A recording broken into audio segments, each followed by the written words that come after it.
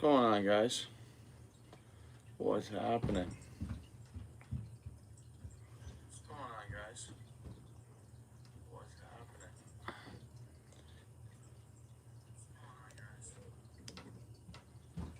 Better shut that off.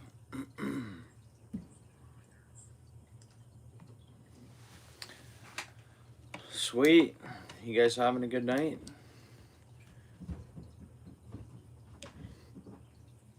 This is glow in the dark thread, so I'm like threading up the whole body. So like I'm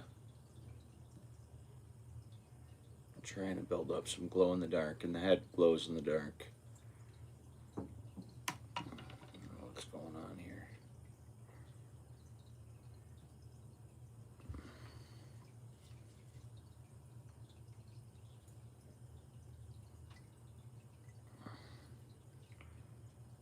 Yeah.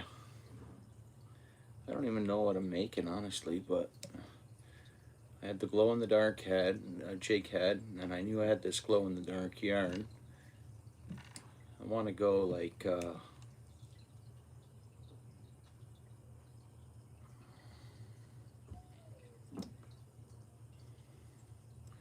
some kind of natural looking bucktail, but that glows in the dark too, I guess. Nice, good. Yeah, pretty much same here.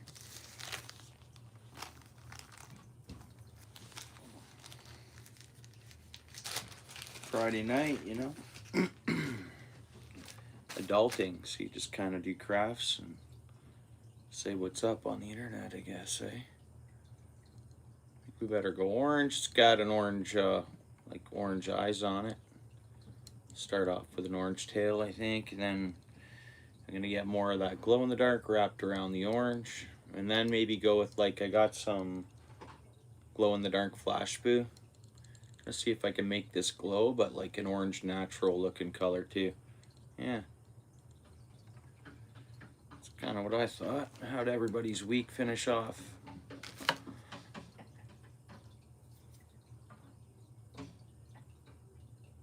Oh yeah, we got 6 people watching, 9 likes, but you guys are the only 2 chatting.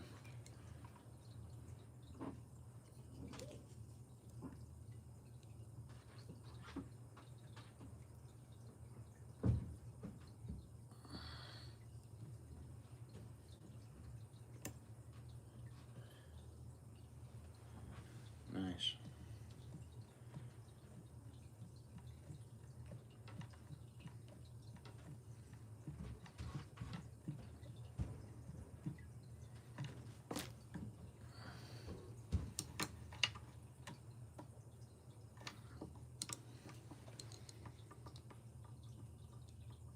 What do you got there? To get it started? Yeah, thanks. 7 people watching. Might be just getting featured down some sort of a feed or something. Sometimes you won't get chatting on those or whatever sometimes, you know? People flipping through.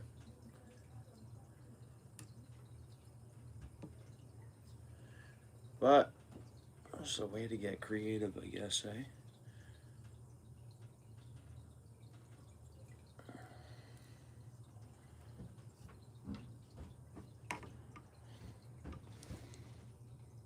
What's up, Lewis? Appreciate you coming in, bro. Got some glow in the dark. This will glow in the dark. This is glow in the dark thread we're using. Orange eyes. Started off with an orange feather at the back. How was your week, Lewis? I want to keep natural too at the same time, so I think we're going to use some of that in there somehow. Maybe.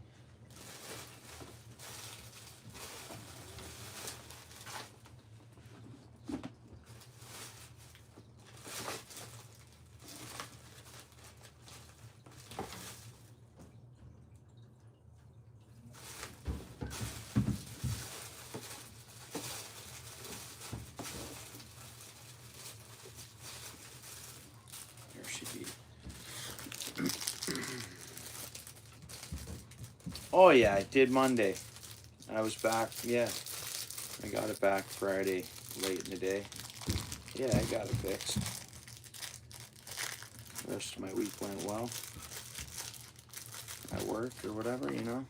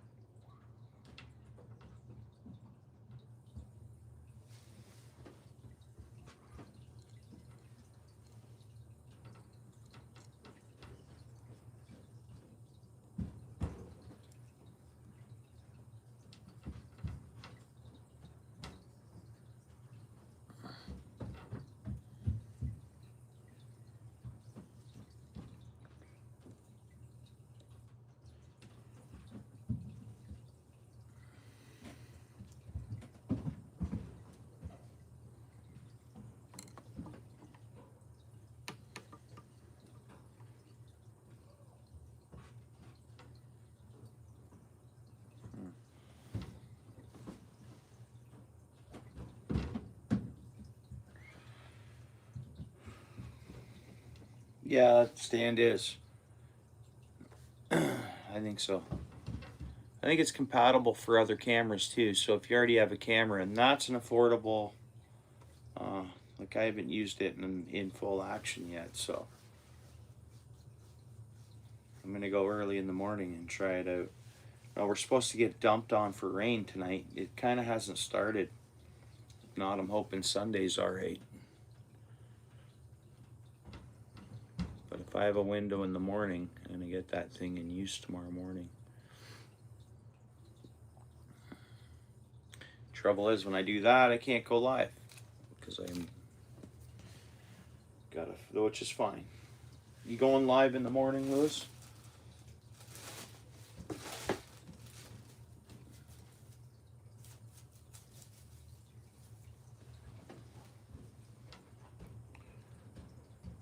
Oh, did you? That happens, especially this time of year, right? Yeah, honestly, like this time of year, we're like can be pretty hit or miss. I think, anyways.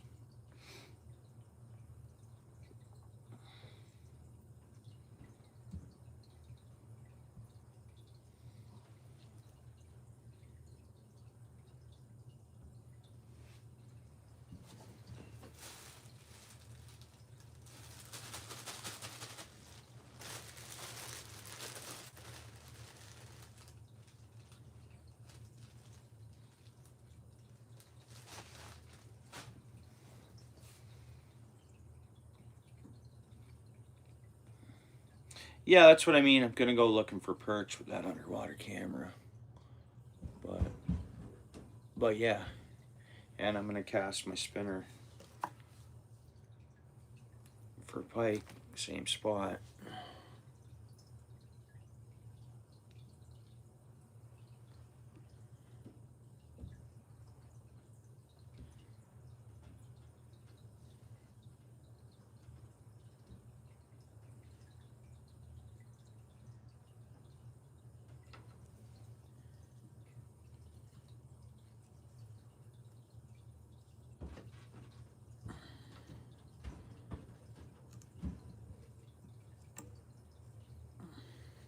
Oh, and I'm gonna try out my homemade vertical baits there too with the camera at the same time as I do that tripod review. I shouldn't say review, unboxing and using it. Then again, I'm using it off a dock, so but I'm thinking, I'm curious to see how that works.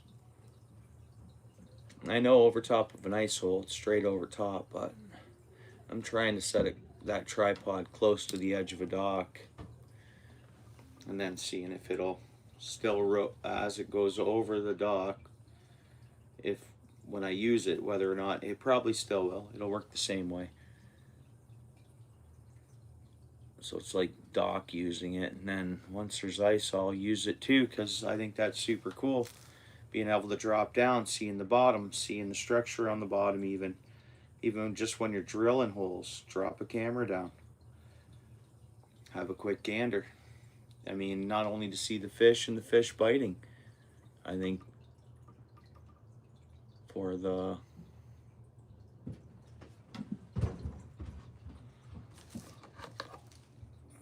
structure, for the eyes, to see what the bottom looks like where you're at. Drill a hole, drop the camera down, and have a look.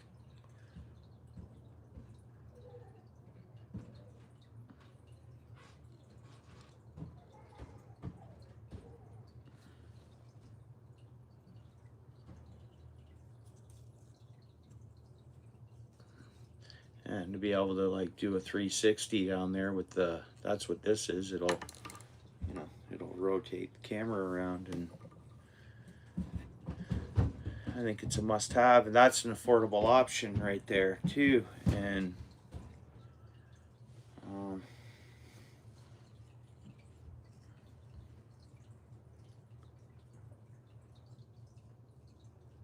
nice.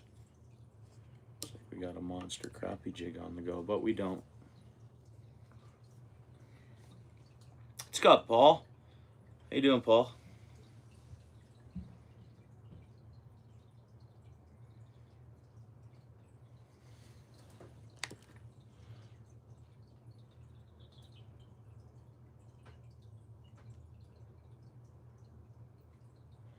Wonder if this thing is glowing already. Let's see here. Let's charge it up a bit. Let me get the, pardon me guys, 1 second here. Let's see how much this is gonna glow.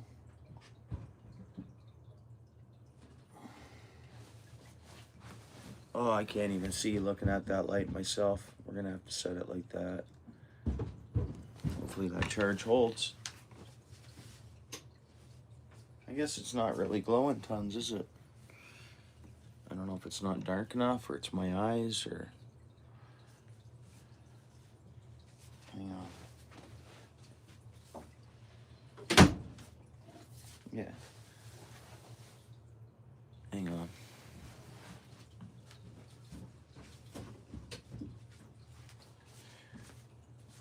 I just can't look at the light myself. It's crazy.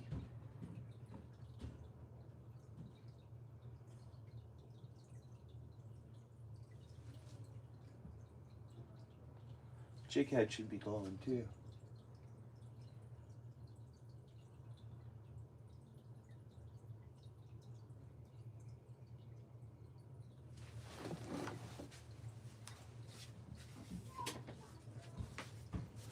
That jig head isn't glowing much, but everything else is.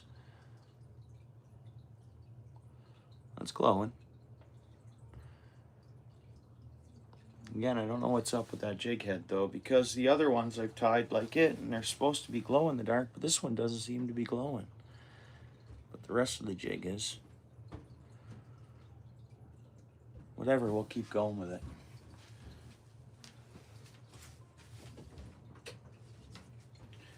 Whatever, right? We'll just keep tying it.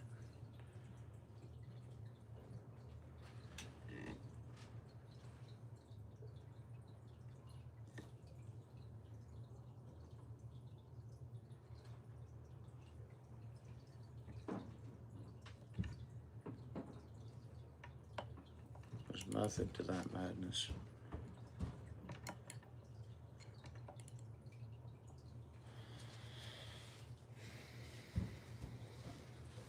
Don't want it to be outrageous? No? What am I doing here?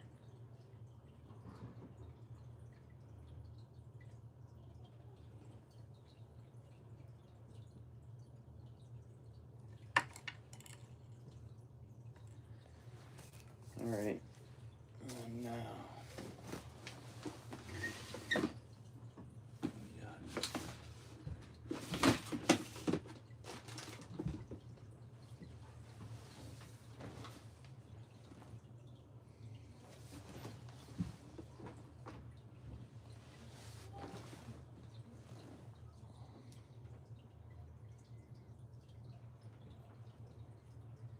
We gotta get some bucktail on there.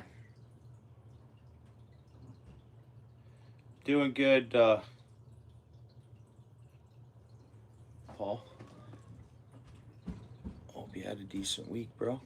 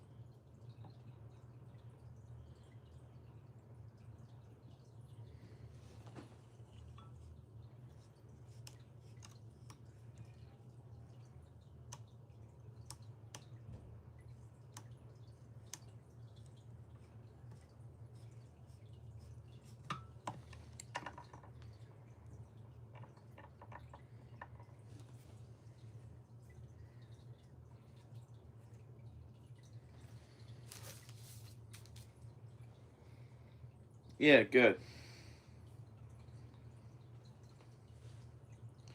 You go fishing at all or anything?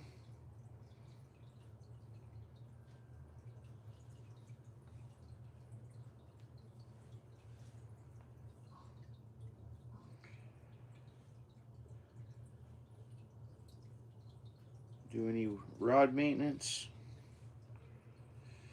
I seen some kind of headline about the province putting in 10 million. Is it $10 million into the commercial, and it says mentions recreational fishing too, but I don't see how that how any coin would be going to recreational fishing, right? And it mentions jobs. Whatever, right? I don't know if they've been in a deficit or having a hard time or what, but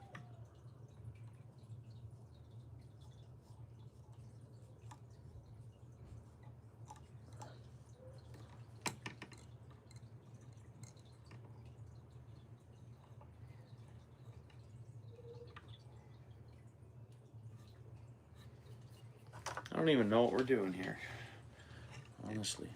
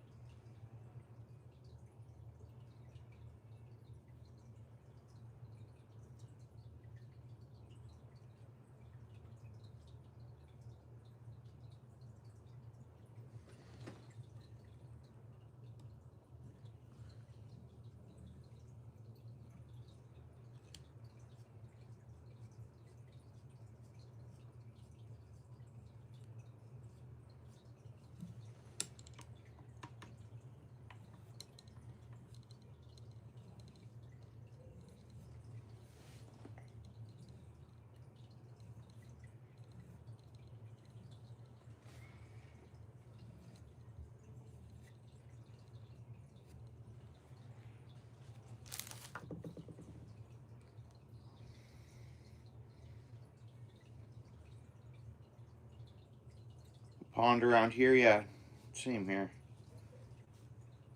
I don't know. I think some stuff has been, I don't know, stocked or helped spawn or on the Grand River there, but I think that's more, they're doing more of a brown trout. I don't know. I can look. I think we can look it up online. Stocking, and where they stocked them and everything else. But yeah, but I mean ponds, never, not around here. I think there's a brook trout rehabilitation thing going on too, and I think the 10 million is, I think, to subsidize the commercial fishing because it costs. I guess apparently, not to talk politics or anything. Whoops, darn! I knew that was gonna happen. Now that, come on. But apparently the tariffs have hurt the commercial fishing. I don't know how. I thought all our fish went right overseas, like Asia way, right? Like instantly. I didn't know it went. It was sold down in the States.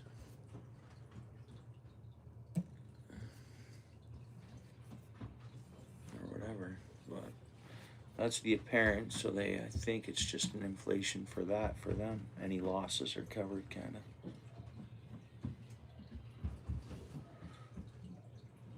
I don't know, we're going to look it up in a minute as soon as I can get to the... Okay, man. As soon as I can get looking it up here. I looked it up earlier. It's on the Ontario, technically, where you'd see your eggs and stuff.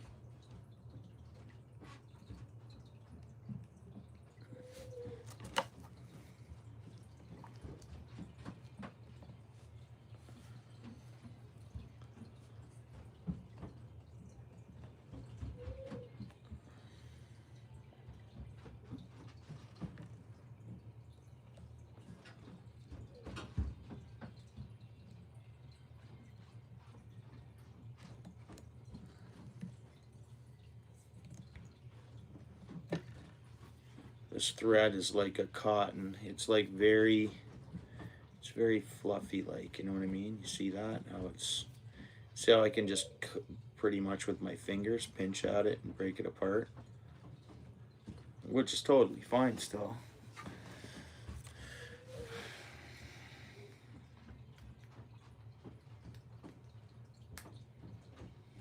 Oh, they used to?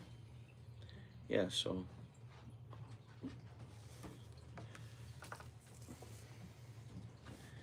From what I know, I think all our cories have little pike in them. Just naturally. Just because they hit these creeks and they hit these sometimes just... And when they're blowing through rock, they hit veins. And I think there's fish in the veins. And then their ponds, those cory ponds, have fish in them, like right away. Those springs, I think there's some videos on YouTube where you can see, where there's some people that are just in a well in the country, just fishing in the well and catching fish. And it's just because they're running under, eventually they hit some kind of... What's up, Ewas? How's it going, man? The lack of crunchy bars, Lumi? Sorry I'm missing a lot of the chat, guys. Not trying to. Just I'm stumped on this weird thing we're making here. Super weird.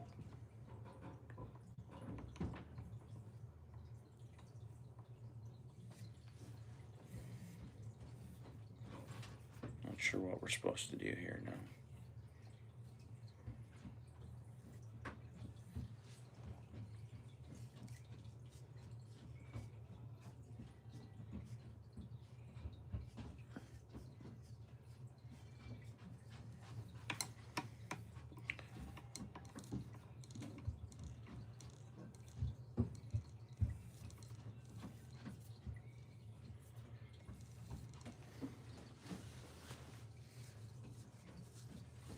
Yeah, thanks. I don't even know what I'm doing, what I'm making here.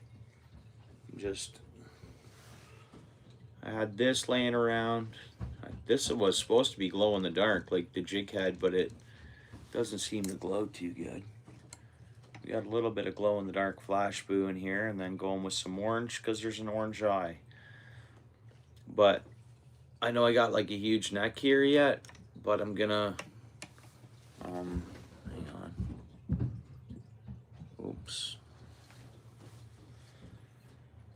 I'm gonna cover all that up.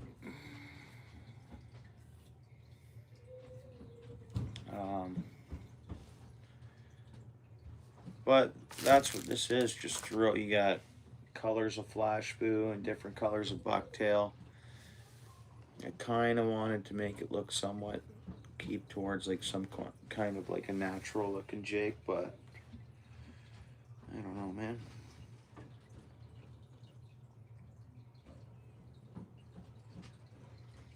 I'm just kind of going to town here a bit at the same time.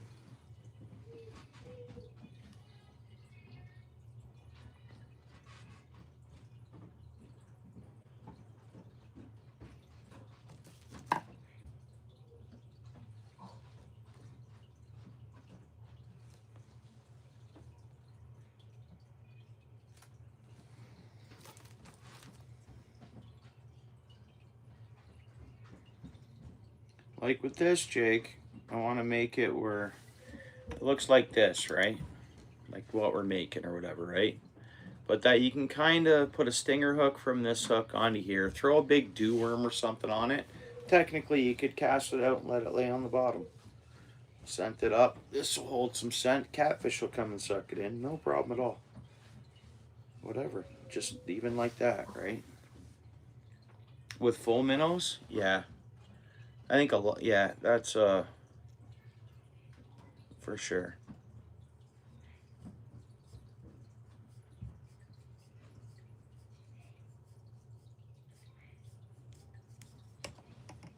Oops.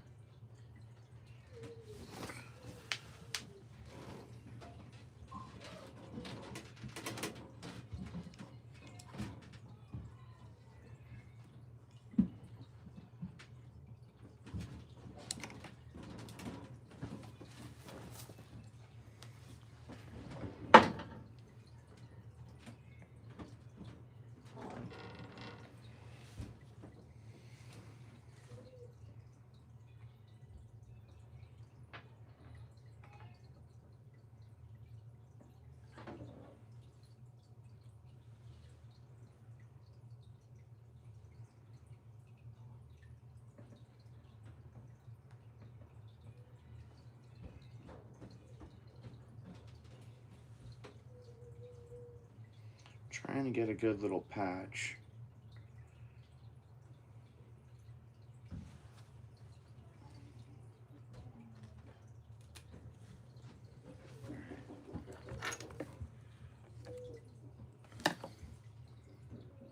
Oh, do you?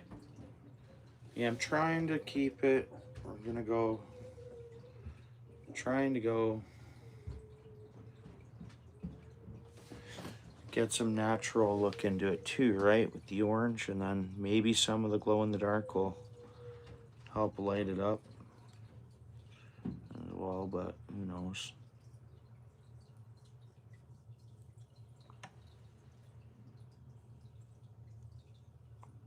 We really don't want that fuzzy stuff there, but we're gonna cover that up anyways.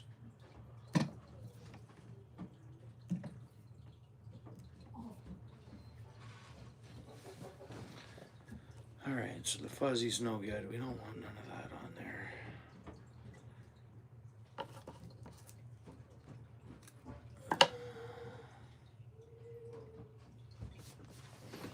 Let's see here.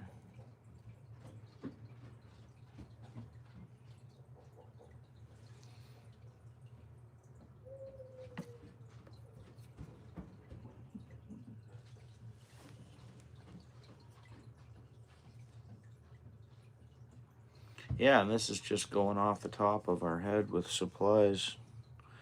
I don't know. You never know how it's going to turn out still, though.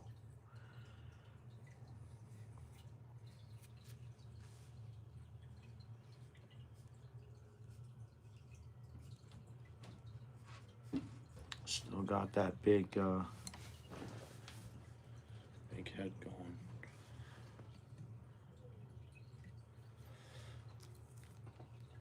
I'll throw this down over here.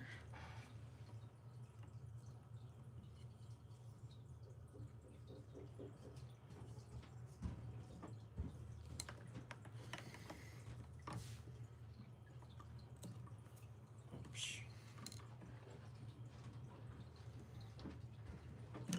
There we go.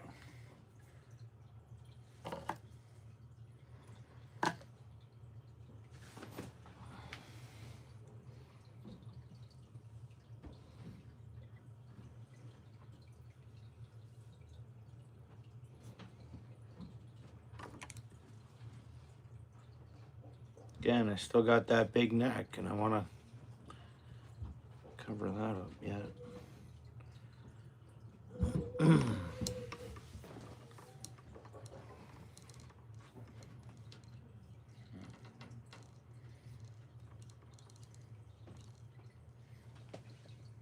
It's going to be a fluffy jig.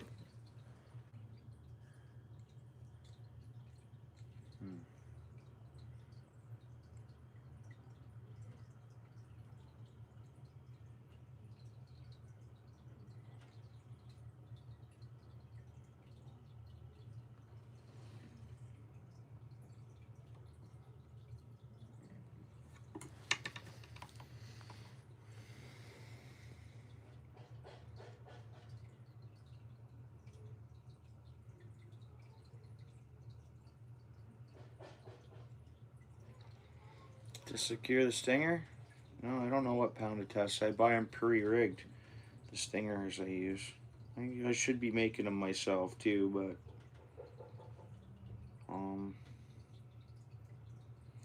no, not the wire. They're just I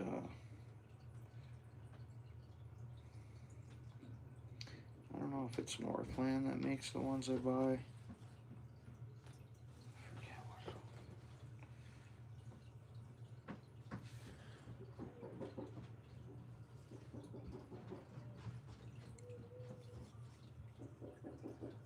All right.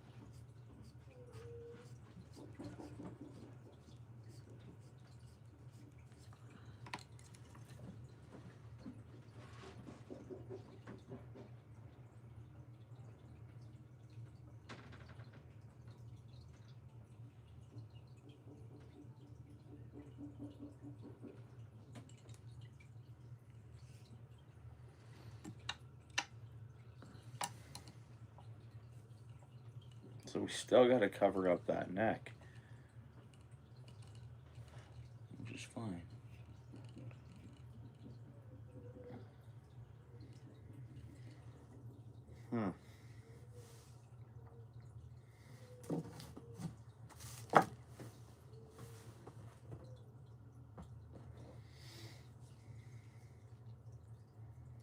Hula skirt.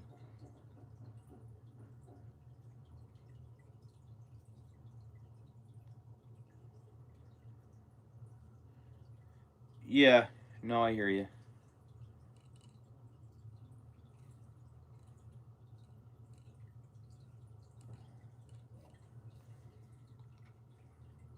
It's pretty crazy looking though, eh? I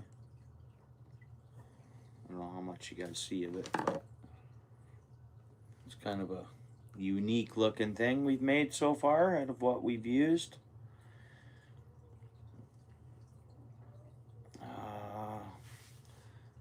So to finish it off, like to cover it up, I'm pretty much gonna tie another tight tie that'll poof up this area a bit. It has to be done. But what color do we go with? Natural color, we know we're going with that. I don't know whether we should keep going with some orange. I don't think so. There's got to be something else we could do. There's black, of course, but I don't think we should go that. I don't think we should do that neither. I got purple. I don't think we should go red, and I don't think yellow is ideal. My only thought was going like natural, like the natural skirt around it. I don't know.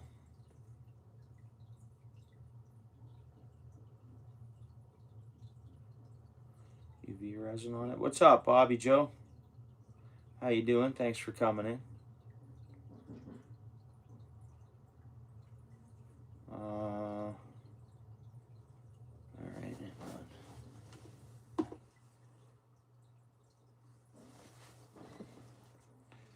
Let's see.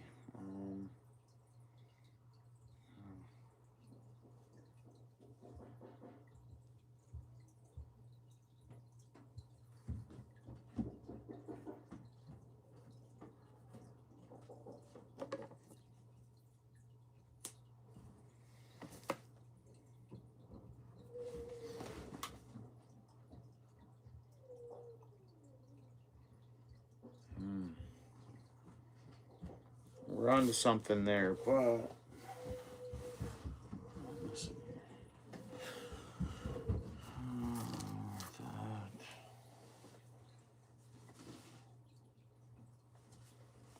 before I go with that little bit of brown, I just want to put a couple little pieces of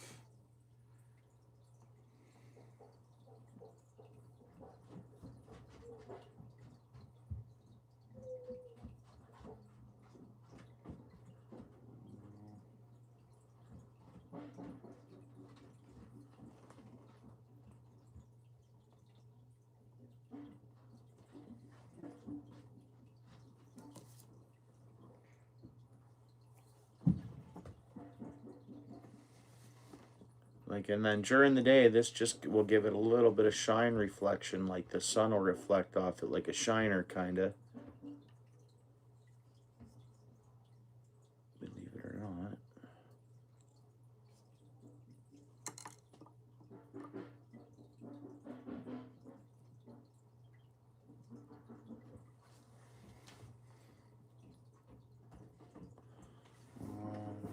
That's pretty much it. And then we're just going to go with a little bit of tan, like a short bit of tan, and then we're going to see how it looks.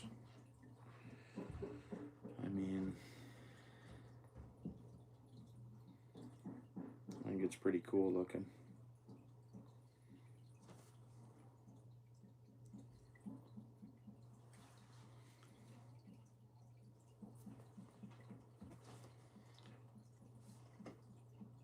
Let's go there.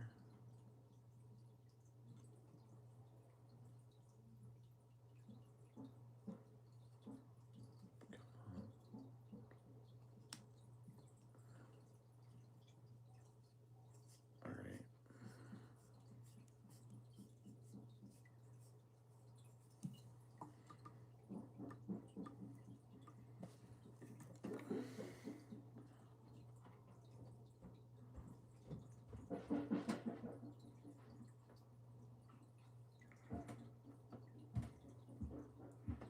All right, let's finish that off.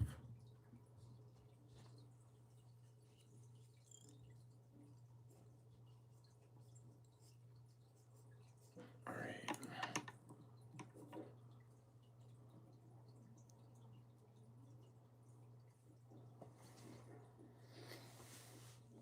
What's going on, Josie? How you doing? Thanks for coming in. How's everything going? Did you get a deer by any chance?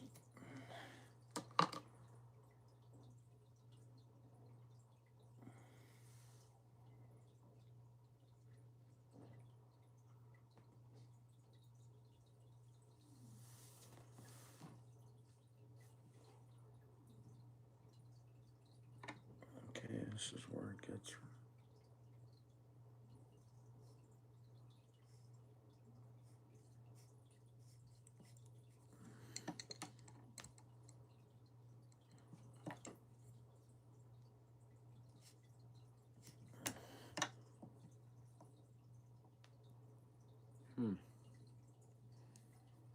Interesting.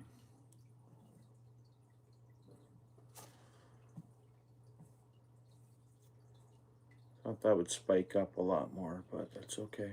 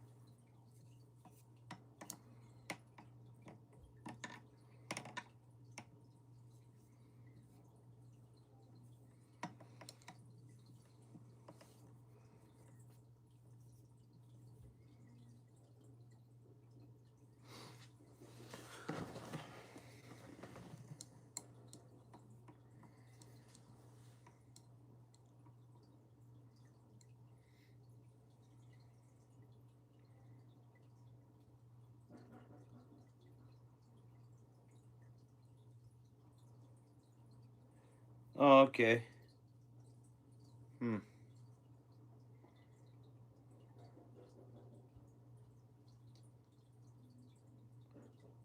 Well, right on. You got some in your freezer. That's, I guess, at the end of the day, that counts, right?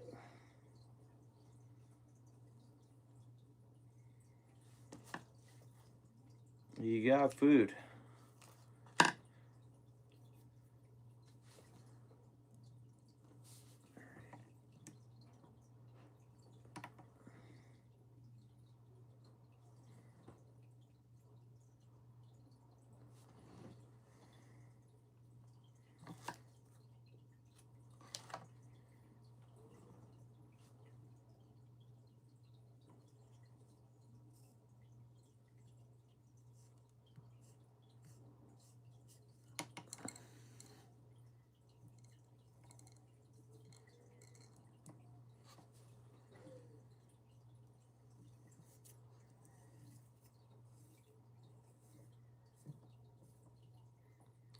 So overpowering, that brown, man. Dude.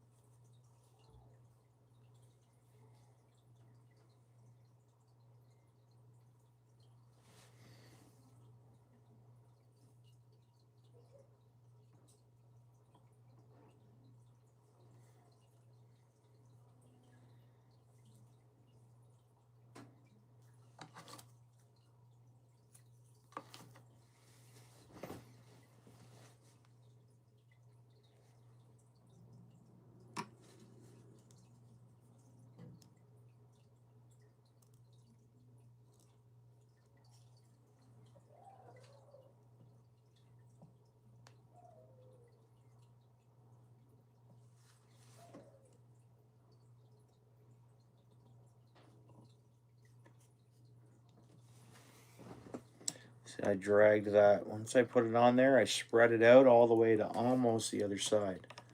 Almost that orange I just put on. So it like covered any neck that was showing there. Good, good. Tiny bit more there. It'll cover up the neck on this side, and then I put something to flare up a little bit there, and it's like trowel and concrete. You kind of, I hope it looks a little better than it does yet, like the finishing top, I hope, and then we'll see though.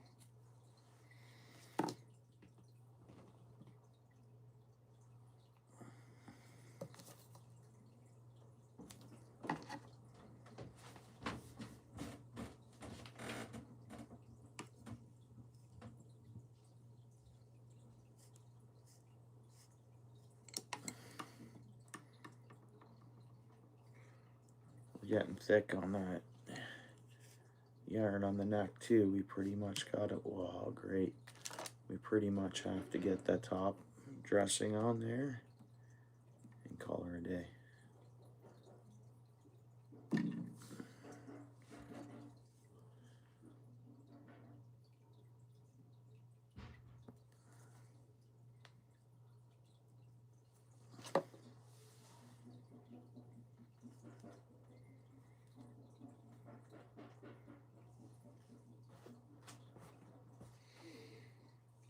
I'm not a professional at this. It's arts and crafts. Anybody can do this. It's fun to do.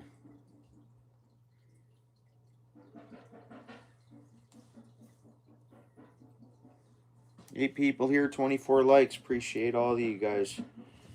Again, I hope everybody's had a good week and gonna have a good weekend, a safe one. Be safe out there on the roads.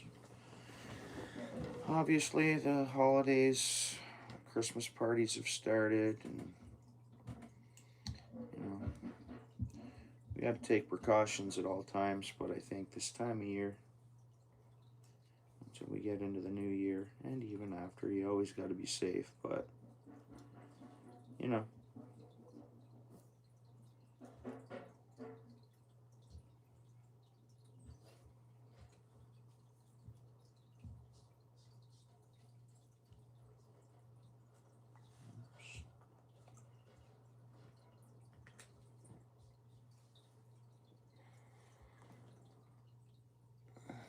Yeah.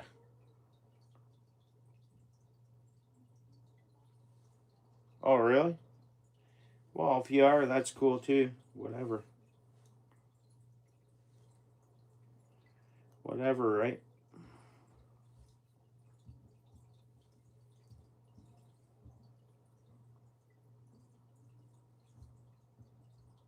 Yeah, there's nothing professional here. Not tying the baits, that's for sure.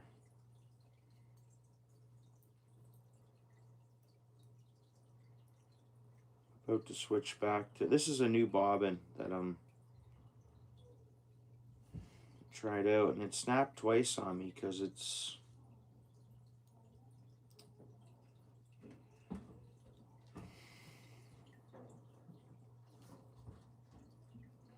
don't know, it gets tight or something.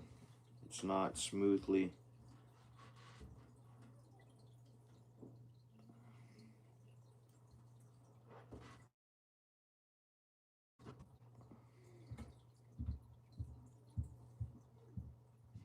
And this is the first jig I've tied of the year, so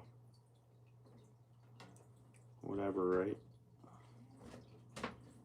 Should be done by now, and that neck shouldn't be as thick as it is.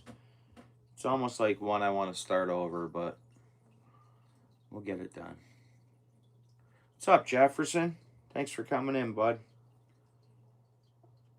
How you doing? Trying to get creative here, buddy, but I don't know.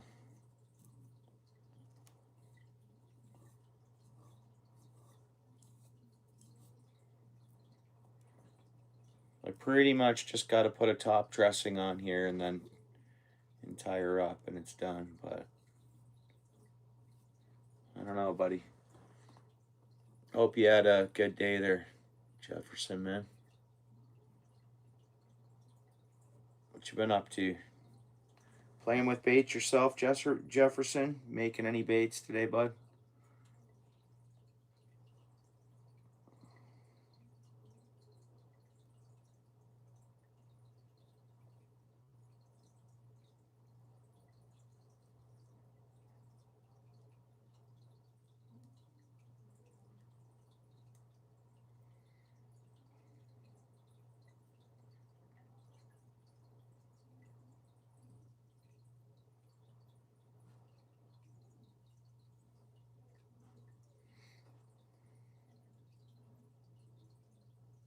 You like it?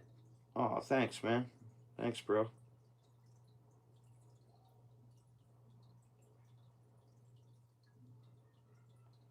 I don't know. I'm a bit rusty at them. Next one I'll probably tie a little better. I'm hoping. My thread here's giving me a bit of a problem too. It's just brittle. Like it's glow in the dark. So but it's not strong at all. If your bobbin tightens up on you at all, it snaps real easy. Once it's on and tied, it's fine.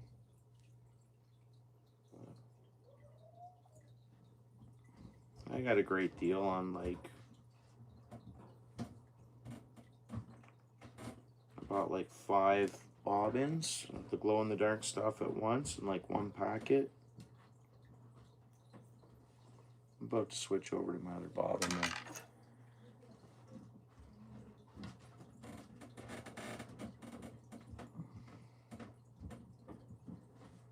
We're switching back to the original shore fishing made out of Quebec bobbin.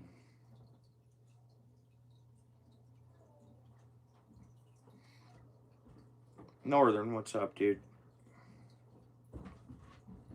Welcome in.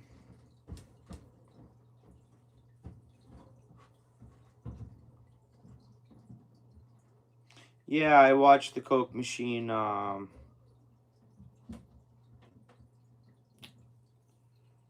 ended up watching the Coke Machine ice report there, Northern. Yeah, so he mentioned the inland ponds and stuff like that were freezing up, back lakes. But obviously, Lake Nipissing with the wind. It's going to take a bit yet. It's just pretty much the wind's got to stop, right? A good freeze and the wind stops and you can start growing ice. But if it stays wavy, there's no chance on getting ice.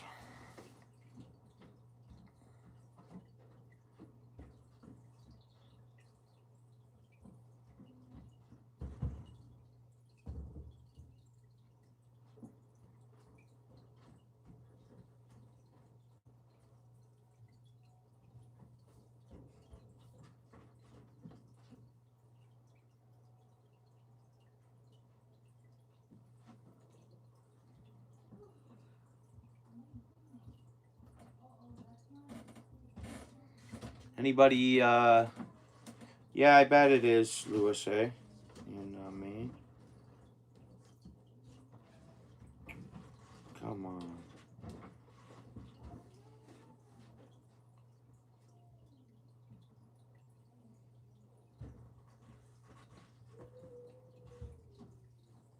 Yeah, I bet you do have some ice growing, eh? So what, as soon as it's safe, that's ice fishing season there?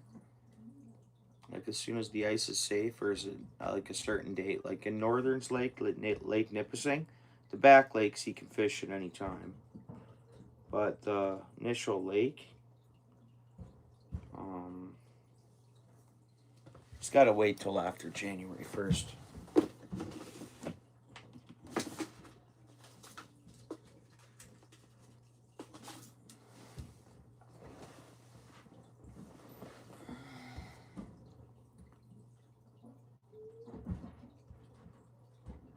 Oh, January 1st? Okay. That's the same as Northern's Lake there.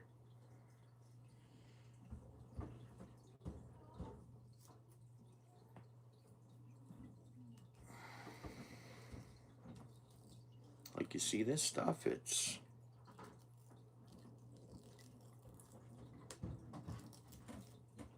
Look at that.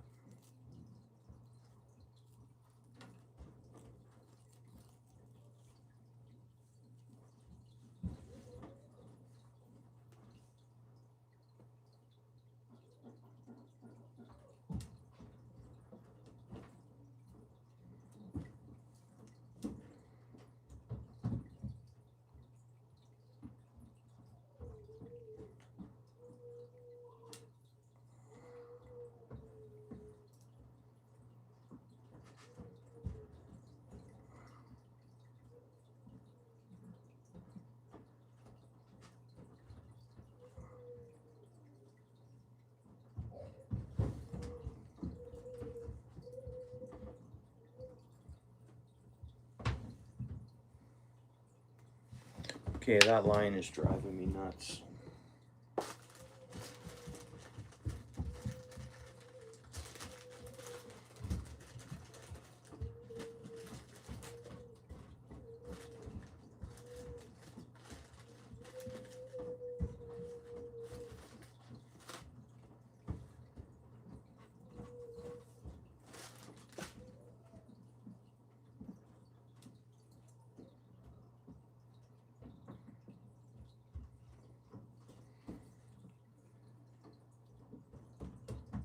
Yeah, you eat Play-Doh too?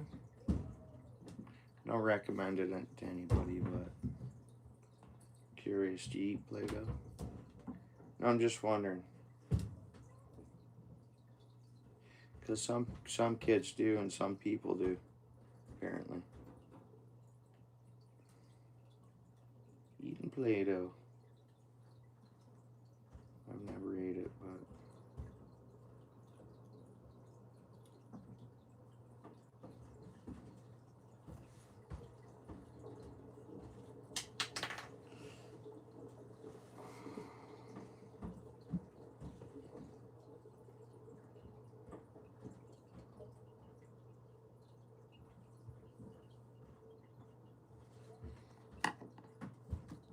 Right on, Pauseway.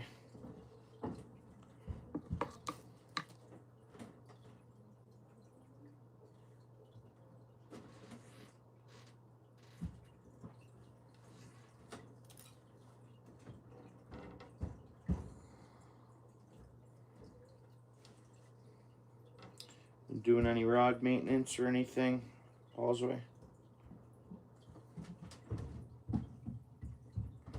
You like to probably start greasing up your gear and stuff like that, eh? Maybe this stuff's a little better. It's supposed to glow in the dark too, but it's out of that same package. All-time favorite lure? It's the inline spinner. It's the LJ Met.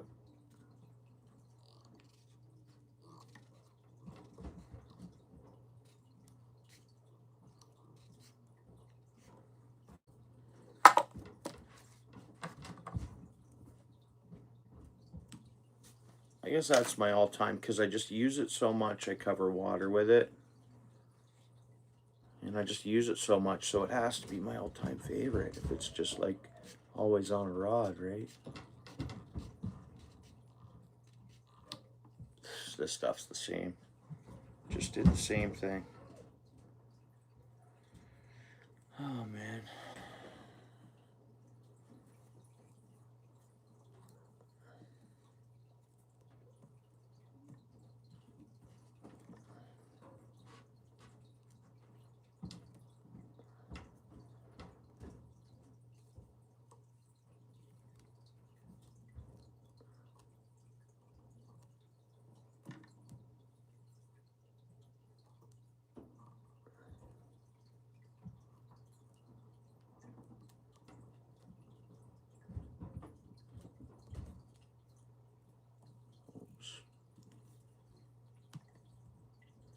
Holy crap.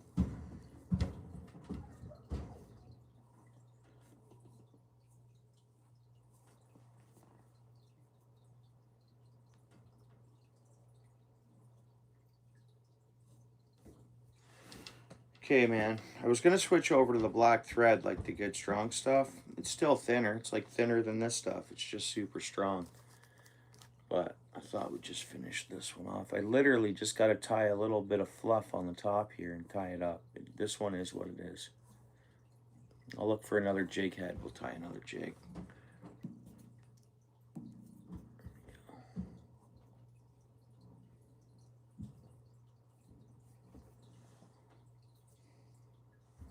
And we'll go switch over to the black thread. I got red strong thread too, like Good Stuff, like the same brand as my black thread that I buy.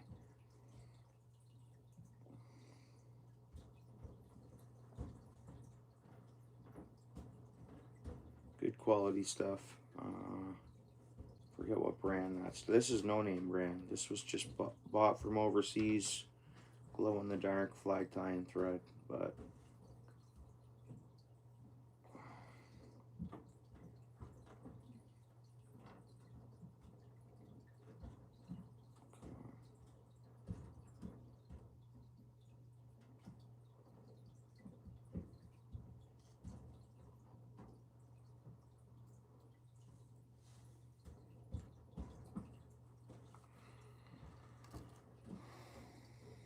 yeah, it should. Let's see. Let's get it finished up and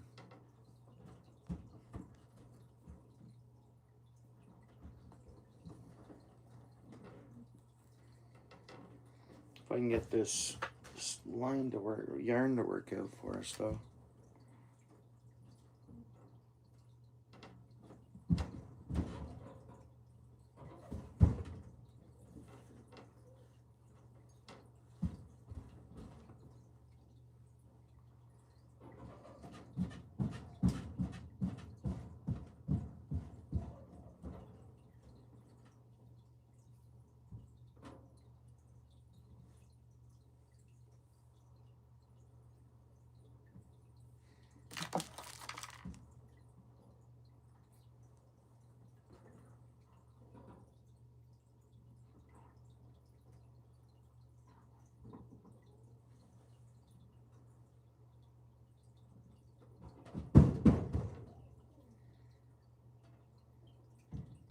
What do we got going on in here? 8 people hanging out?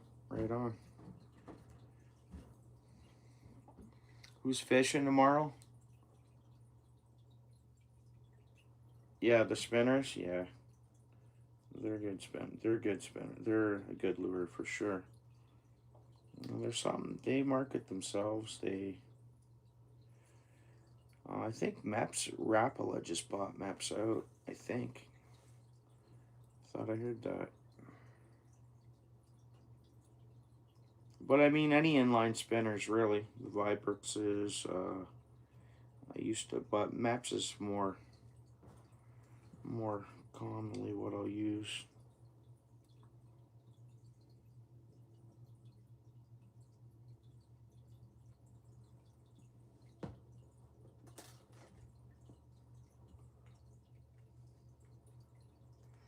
Okay, line, don't break on us this time.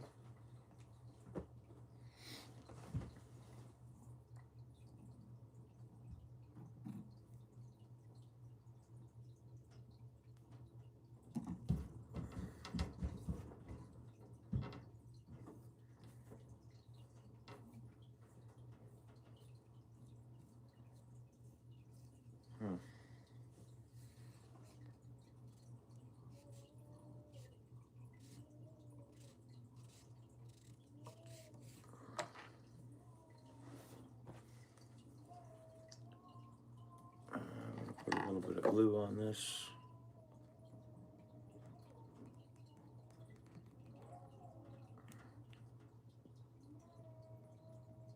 Come on, glue.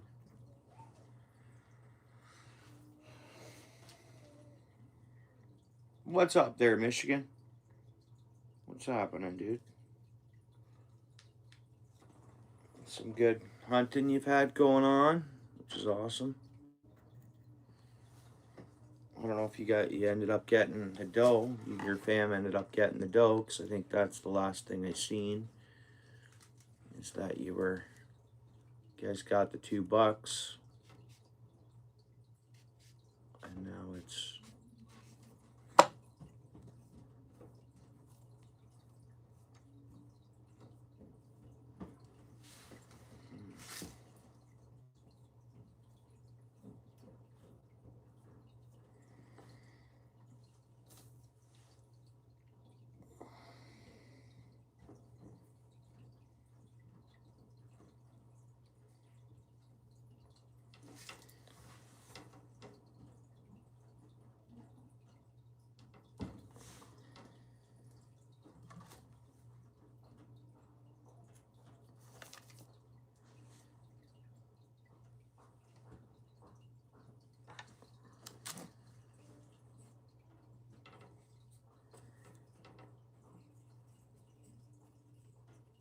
Oh, okay.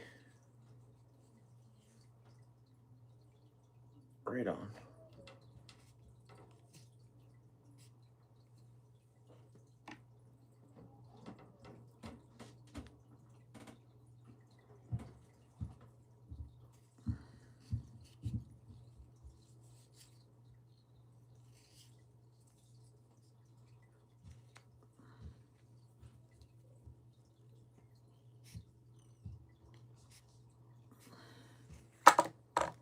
Calling this thing done.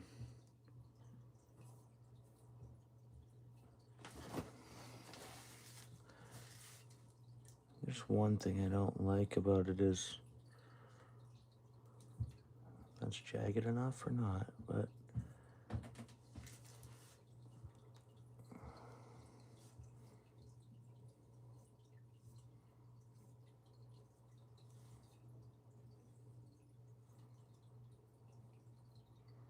I guess I'm a bit rusty. That's okay.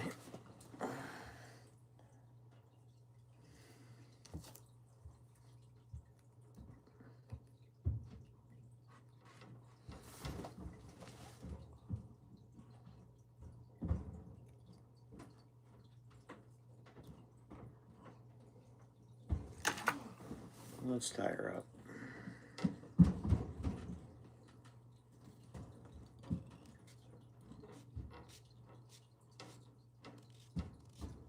And up with a real big neck on it too, whatever.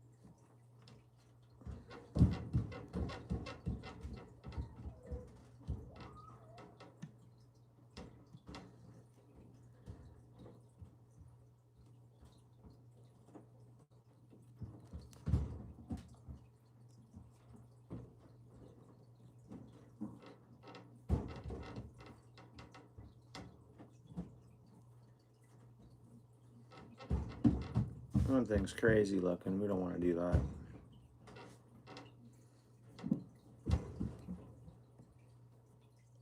I pretty much want to redo this jig.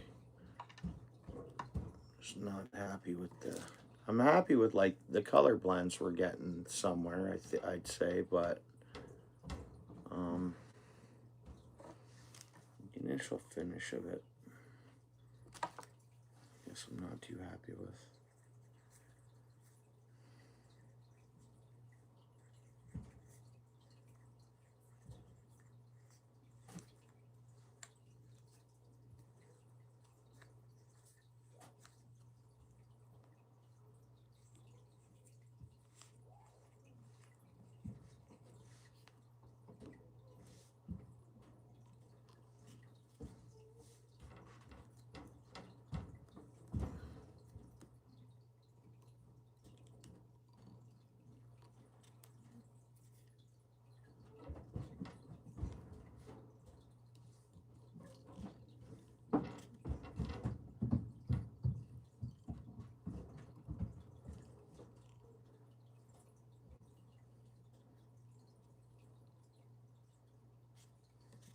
Hey, Paul McCartney's playing in my town tonight. Well, not my town, but in my municipality.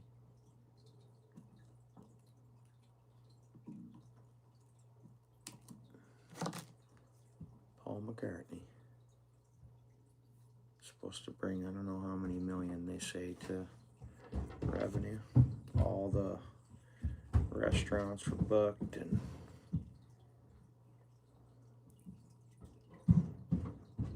they just renovated a Coliseum.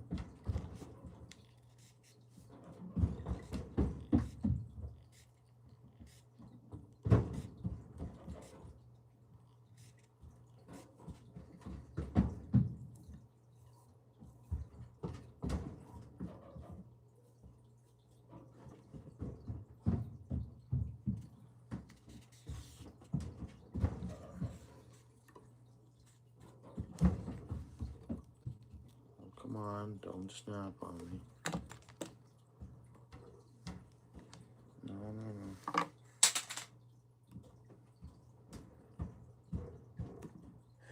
Don't snap. Oh, come on. Of course, right.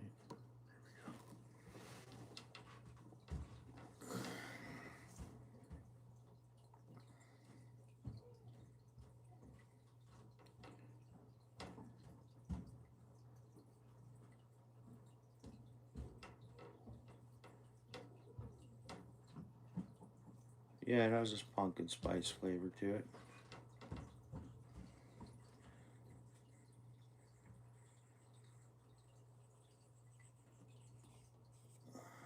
And everything pretty much glows in the dark nowadays.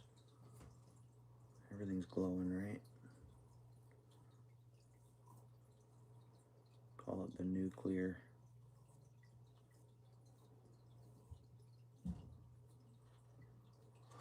It's kind of a weird creation, and that's exactly what it is.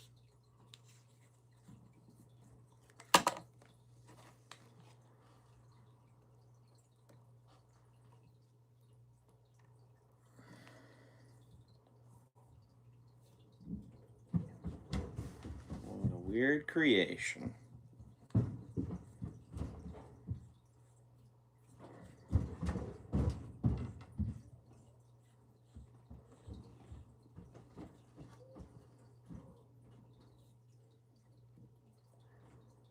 Well, that's a good thing. Beaker from the Muppets. That show was money. That show was money. That's for sure. All right.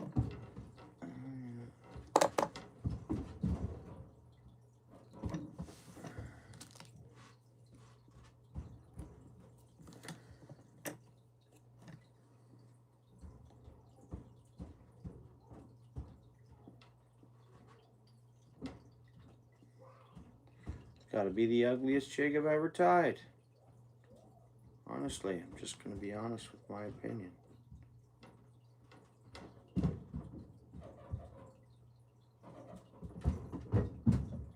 But, you know the old saying, no F's given, right?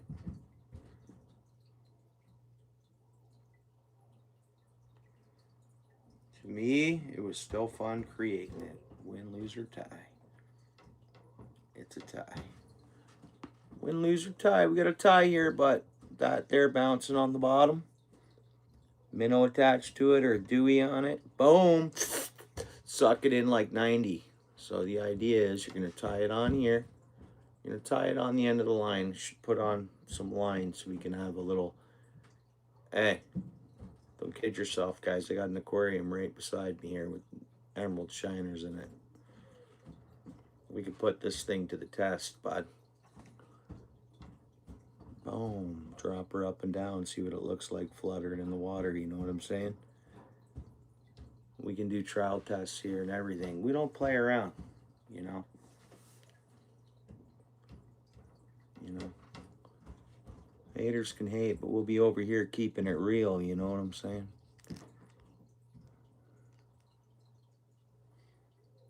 I think so. Look at that thing, man. Boom. Boom. Okay, now, you got to charge it up. We'll shut the lights off to it. See if we get any glow on it. All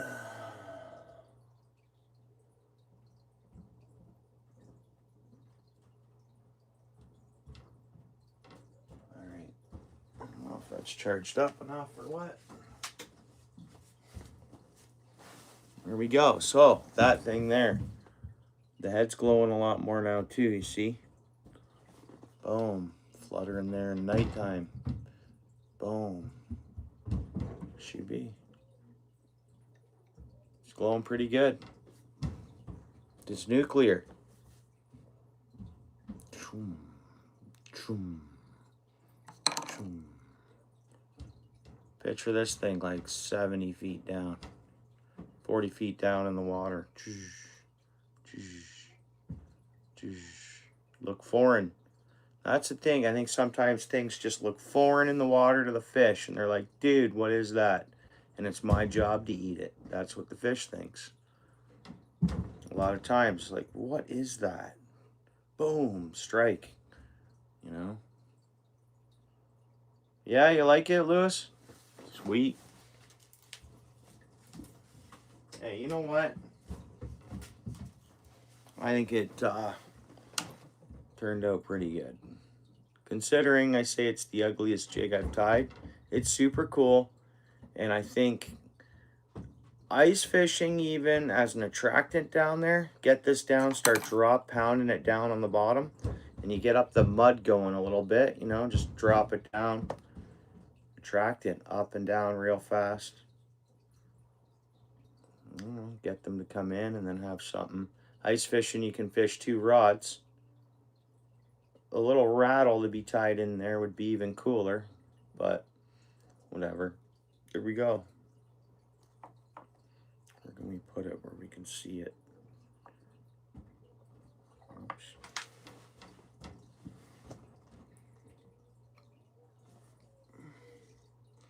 Hey, for how it was going, it turned out kind of pretty cool.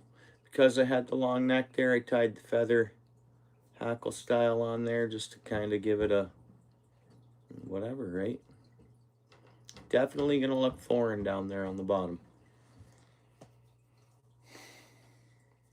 I guess it's a win. It doesn't have to be too fancy.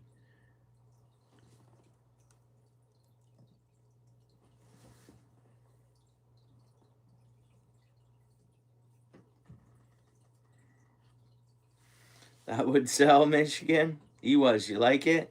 Looks great. Thanks, Garden. What's up, dude? Good to see you. Yeah, different looking, eh? It's weird. Weird looking jig, but it was fun making it. Anybody can do this. Buy yourself a vise, make yourself, get creative, use your imagination. Don't know what you're gonna end up with till it's done. Look at that thing, man, actually, guys. So foreign looking, doesn't it? Down there in the water. Boom. Yeah, pretty even. Considering, right? It's still, you know, balanced. Whatever. Yeah, they are. They are. And you can buy them, and a lot of people are tying them in there. You know, when you start off the jig, you tie it in there, rattle bait. Ideal to buy some of those, Lewis.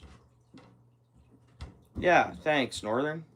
It was we didn't know. Sat here, pulled the stuff out. Why we started with going with a bit of the orange, and we thought natural, and then some glow in the dark. It's because this jig had supposed to glow in the dark, and it was glowing in the dark there. It did get some charge. I pulled it out of a dark drawer, so I think it's UV activated, obviously, right? I don't know. It worked out. Just throw these out.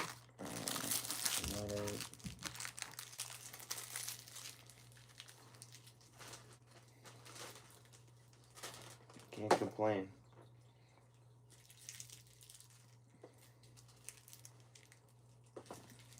piece of art, I guess.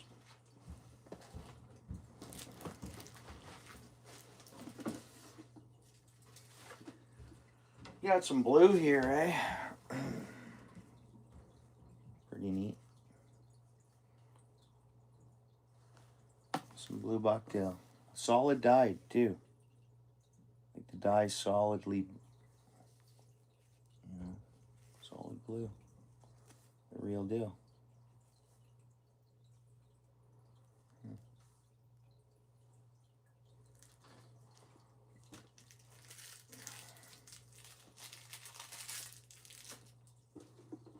We got some purples, we got some other blues. Got a little bit of that color of blue left, not much. It's getting down there. We got some greens. Here are some jigs that another guy tied me in. The guy who tied these are in the Bass Hall of Fame.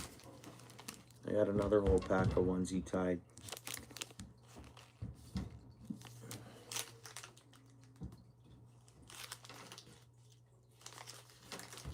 Those jig heads are pretty cool. They're the swim jigs, eh?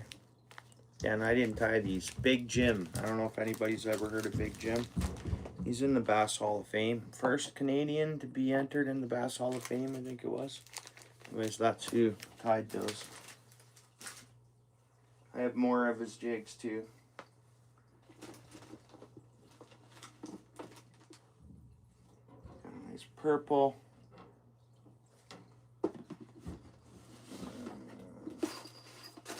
So we need a jig head, right? We don't want that same style of jig head neither. Gotta get some jig heads. Oh, it's another thing we're gonna try and figure out how to use the whip finishing tool. Just keep trying it, trying it, trying it. All right, well, what do we got here?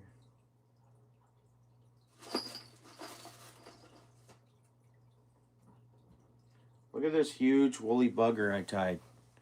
It's a huge woolly bugger. It's what it is, a woolly bugger. But I put it on a 1/2 ounce jig head. Woolly bugger. The woolly bugger is a staple for tons and tons of years, right? Well, I got an orange jig. Bright orange. I don't want to tie with orange hair, but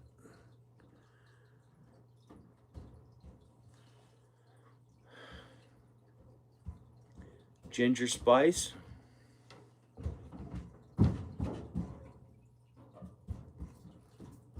I've made blue. I got a blue jig. I tied a jig that looks like a little blue jay, but like a bluebird, like a blue jay.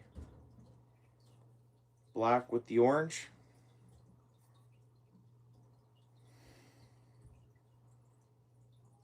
You know, we were just talking about that blue. Be surprised, like a blue and orange and black, maybe, or like a, as crazy as that sounds, but no, clash and jig. I think I'll clash tons. I'm just low. I don't have any jig heads, is more or less what it is. I gotta buy some. So we're just scrounging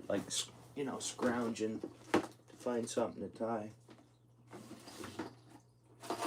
I have a couple more of those ones. Here's one I recently tied, and I went pretty.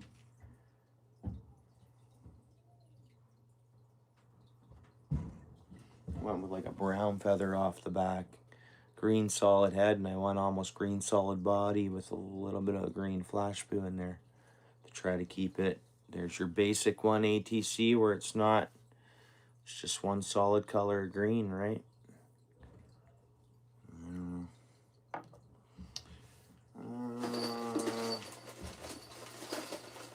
Come on, Jakes, where you at?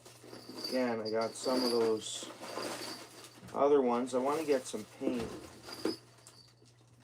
Man.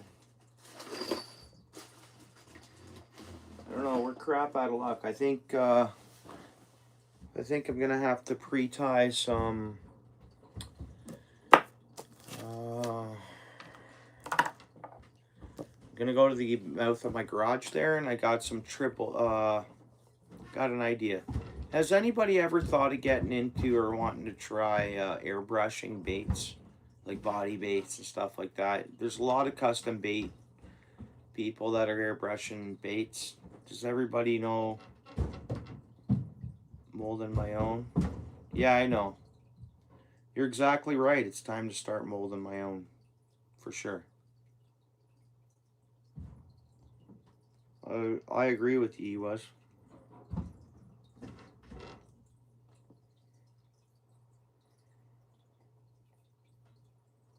Oh, you've thought about it, Paul?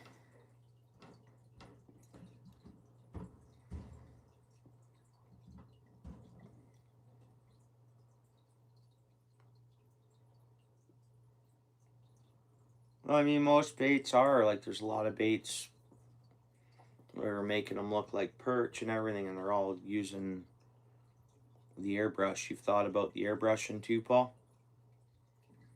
So I bought like 12 or 14 years ago, I bought all these, I think they're called Thunder Sticks. They're a walleye bait, or Thunder Sticks. I forgot what they're called. I'm going to grab them. I don't use the baits, I really don't. They probably catch fish and everything else. They got 3-prong hooks on them.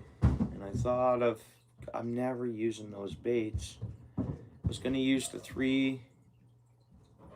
you have an airbrush somewhere, Paul? I was like, you know what? For all these spinners I'm making and stuff, I could, instead of buying good quality treble hooks, I can use those. They're brand new baits and never been used. And then at the time I get into, because it's going to happen eventually, I would say, I mean, I'm into crafts and hobbies and the outdoors and fishing, I want to try that airbrushing. So then I thought, those are refurbish those baits I bought 12, 14 years ago and airbrush them. I don't know, I should go grab the box. It's just at the edge of my garage. I just gotta go, I'll go grab them, and we might do that. Take the trebles off these baits. And then the plan is to airbrush these baits to like custom colors eventually, and then I'll have to retreble them then, but I gotta take the trebles off anyways to paint them. Do it properly, hang them up or whatever, airbrush, or do it. Do it. It's a way to save a few bucks. They're good quality hooks. And then, yeah. Oh, did you? Yeah. Alright. Let me grab them. Let me grab them. You guys are gonna have to chill for 1 second while I go. So I wonder if that's will glow just like that without really charging it up.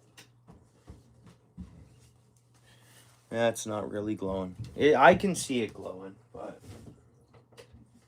that was pretty cool. What a neat looking jig. All right, let's grab. Let's do that.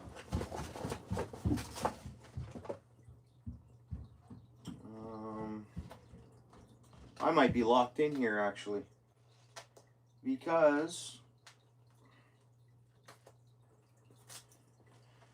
I hope I'm not locked in here actually. We're gonna have to get rescued out of here if I am.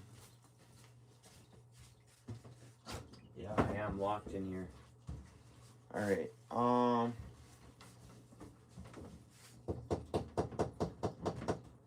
Hey, you mind coming to let me out?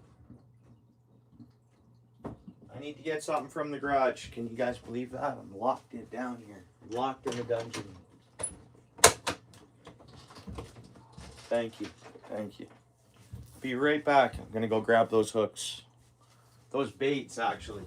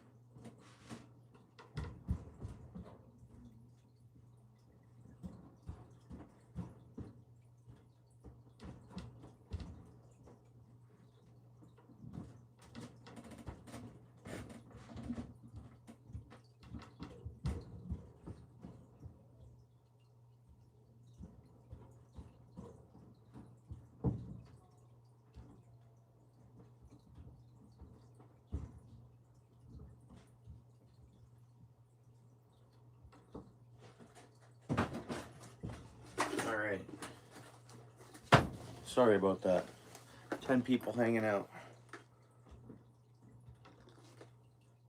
Jefferson, what's up, dude? Still there? Right on. All right, so like I was looking at these quick. I made a quick coffee.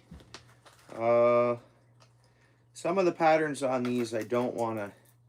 Like, how do you paint something better than that? Well, that is a pretty nice paint job on these. I think that's what these are. Thunder sticks. They rattle. I'm sure they're good baits, good for fishing, like really rocky bottom, trolling.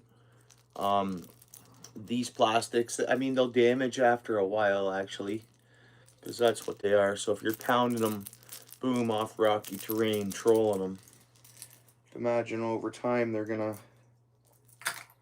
But I was looking at it, for that size of spinner we're making, it's still not gonna hurt for me to borrow these good hooks.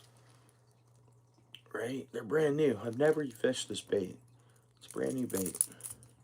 Maybe it is really durable, but when I feel it, like it's smashing off the baits. Maybe the paint would just chip off a bit, but smashing off rocks. What do they call these? Thunder sticks, I think. Anyways, good old chartreuse.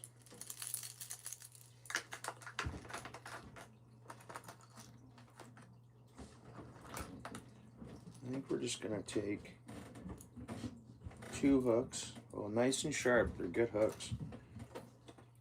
I'm gonna take 2 hooks off this brand new bait, and then we're gonna pre-tie them for spinners.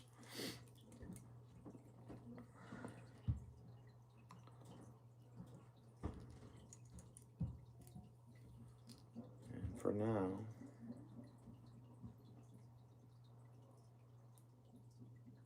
so that's a big split ring. We're not going to use that for the spinner.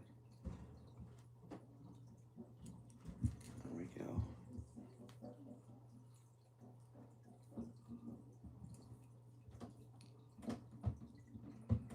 It is a large hook, but they're number 6 blade spinners, so if something hits, it'll hang on, right? There's one.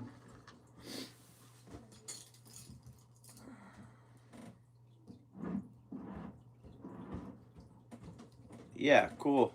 Yeah, Jefferson. I wonder how much shipping would cost for me to ship you something. I'll look into it.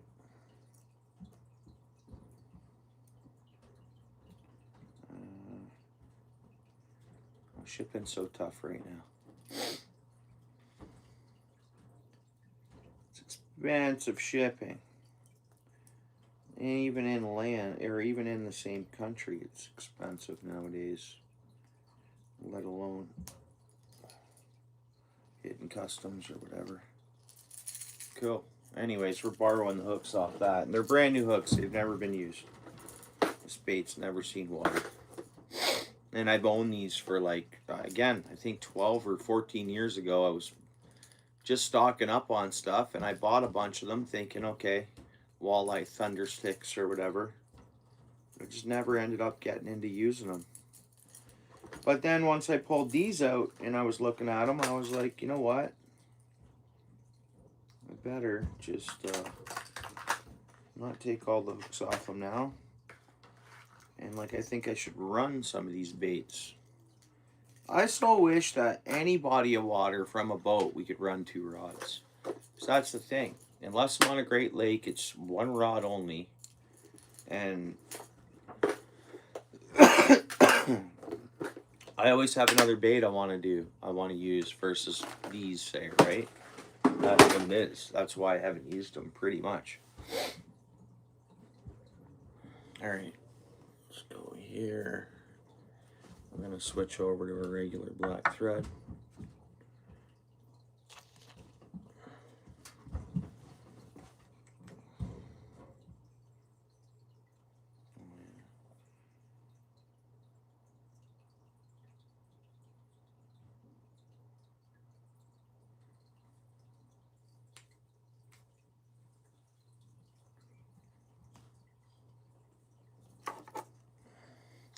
12 people in the house, 34 likes. Thanks for hanging out. We got 12 people. Well, I hope you're having a great Friday night.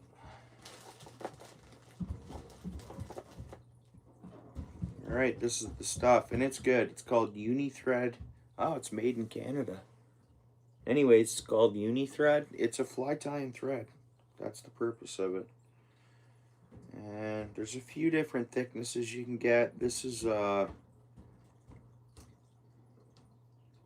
22 or 220D or 3-0W. That's the thickness of it. I think this is my favorite thickness. Let's see, I'll know in a second. I was buying two. One was a little thinner and one was a little thicker, but it's strong stuff.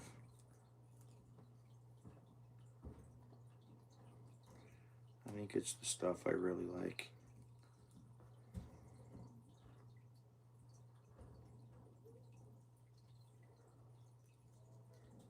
Anyways.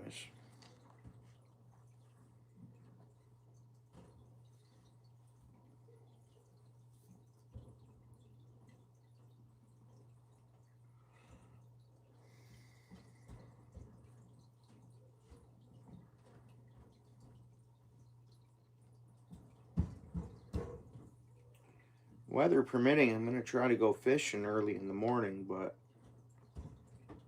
I'm trying out that tripod behind me, so I probably won't go live or anything. And then I got to be home like by 11 in the morning, so if I go fishing, it's like it's sun up just for a quick fishathon, and then back home. So we'll see, but if not Sunday, I'm gonna fish, and then what I'll do is I'll try to do both. I'll try that out, and then maybe be able to go live after that. And then while I'm live, I'll still have that in action and the underwater camera going.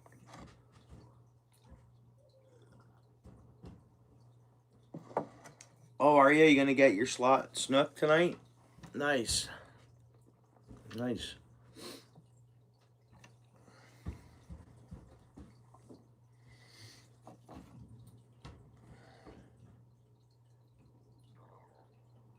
Spot with those spinners? Or a spot with...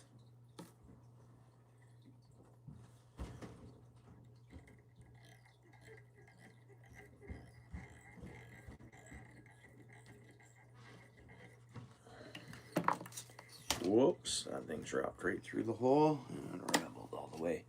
Yeah, this is high-end line, works really good. It won't break off on me. It's super strong and durable. I love this stuff here that I just put on. Won't have the problems I had before.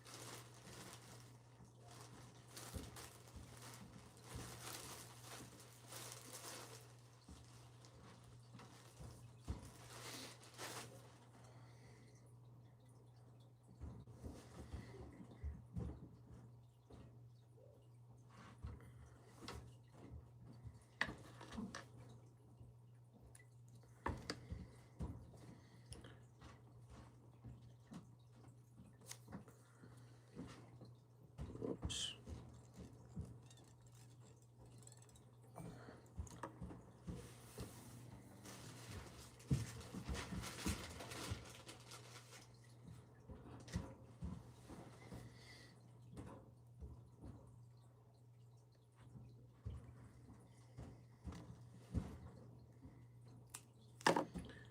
So I'm going to make this thing look like it's trailing a leech. It's just dressings for a spinner. Oh, and then I thought there's another spinner I want to tie. And I can start using that thing right away. A lot in open water. It's, you know, your bass spinners here, they're not inline. What are they? Anyways, I got one in the garage there. And it's got like a rubber kind of tie on it. And it's only on by like elastic. So I thought, boom, I'm taking that off and we're going to tie a bucktail.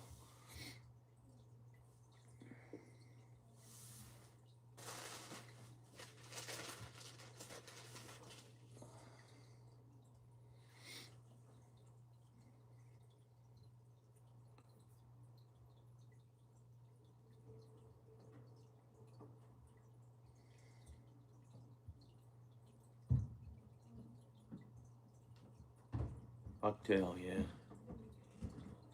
Pardon me, guys. I'm missing some of the chat. I'm not ignoring anybody or anything. I'm just tying away here and... Oh, right on. Yeah. Well, this one here, my tackle shop gave me, and it's a locally hunted deer. This one here. It's not that's an Ontario local deer. Bucktail. This one here. But yeah, right on ATC. I forgot to tell them that if they were getting any more, I'm going to be back there and I don't know when here. Back to the tackle shop next Friday for more minnows, I'm thinking. Because I'm going to try to use those up either in the morning or Sunday. And then on my way home from work, Friday stock up. This way I can, because I think,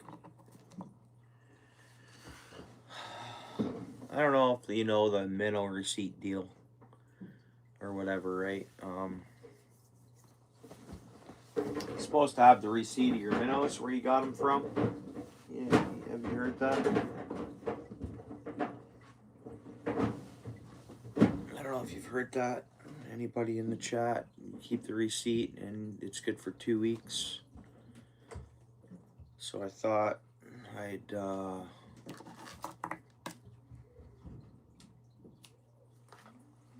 kind of try to just go through minnows every 2 weeks. And the ones in the aquarium here, that's all that's ever going to be in that aquarium. Nothing else. So it can be proper bait management. It's literally just a holding tank for minnows and minnows only. And again,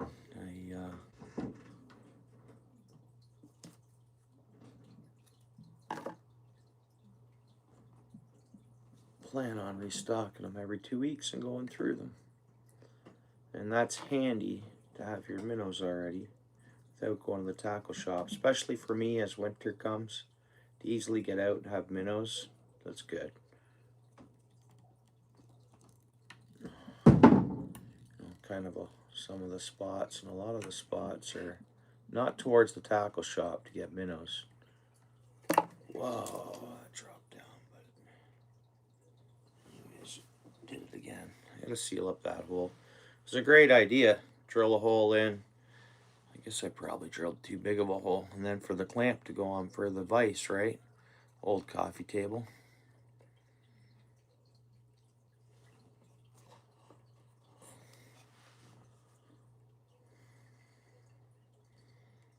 What do you got there? You have, what's up, Paul?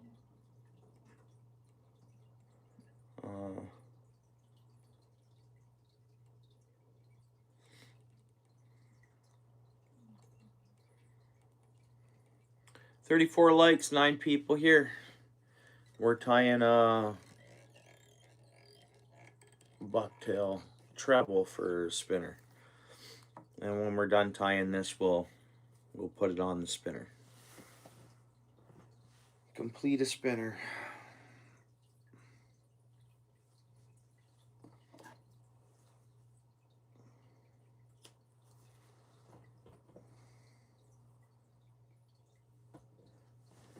Got some more tungsten beads on order. They're going to take a bit to get here.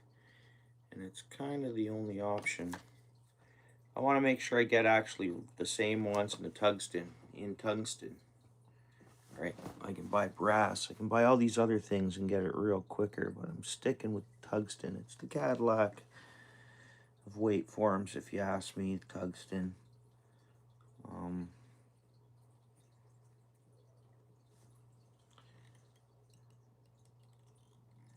I think it's the future. It's pricey. Everything's pricey, though, but the tungsten is a bit pricey.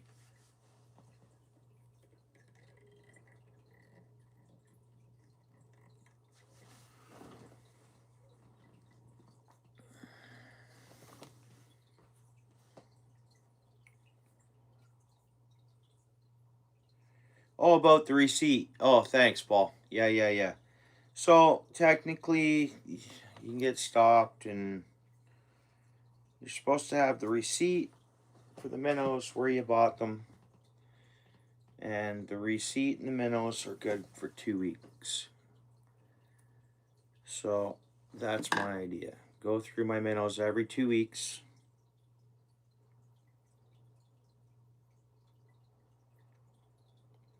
You have to have a receipt for your minnows. Anybody know that? I can pull it up on the web if we want. Someone can search it up. It's part of the bait management rules. It should be a rule for you too, ATC. I think it's a no matter what zone you're in, wide rule in Ontario. I could be wrong though. Also, I wanted to read up that other thing I came across, and that was the 10 million, or it might have been more, the Ontario government is throwing in to help boost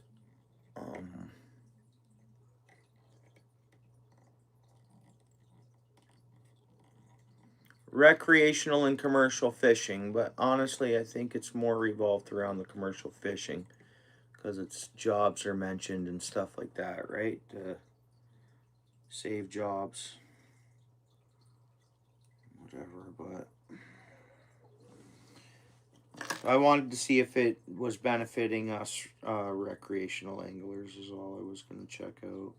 I'll just cinch that off later. Now, of course, we're going to go with yellow. So we went black feather, we went red bucktail. Now we're going to trim it off, finish it off with a little bit of yellow bucktail. And that's to match. That's going to go with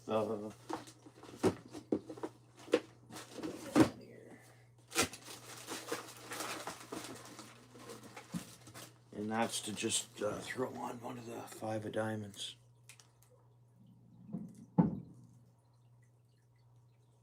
No, there's a fine line with all that too. I get what you're saying. ATC. I don't know if Paul, do you mind seeing if you got both devices going? But we're gonna go yellow. We're gonna put yellow on there too. So black, yellow, and red tail on this one, just to make it different than this one. This one just has the yellow and red. This one we're going to go black, yellow, and red. Just change the tail color a bit.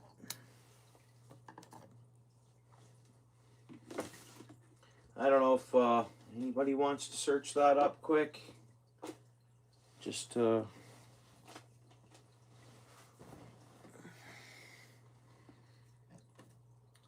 there is something about it. Apparently you got to have receipt for your minnows. And I get what you're saying. If you catch your own, how are you supposed to have a receipt? So this is a great question, right? A great thing we're talking about here. If you ask me. Oh, you don't? Okay. All right, 1 minute here.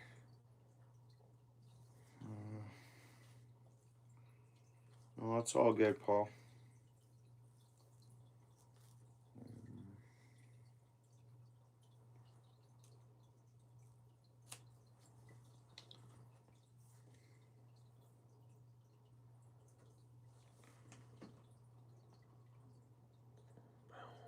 Nice.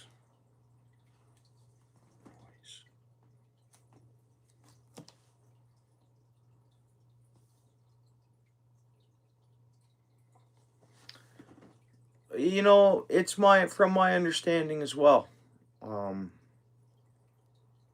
ETC, I don't know. This big receipt thing.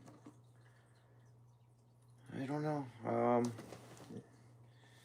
Give me a second here.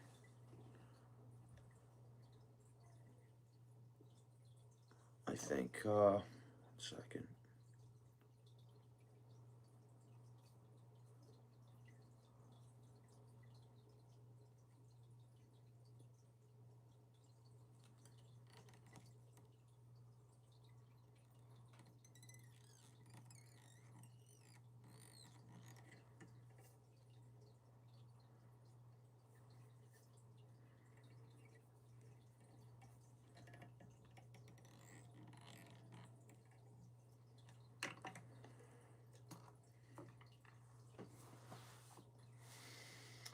All right. Still there, ATC? All right. Let's go over here.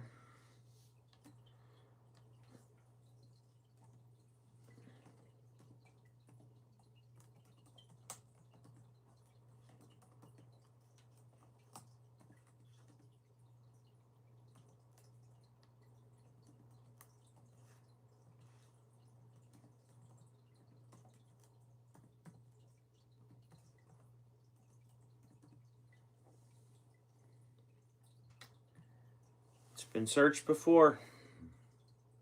Here we go. Yes, you need to keep a receipt for your minnows in Ontario, Canada. If you are using bait, if you are using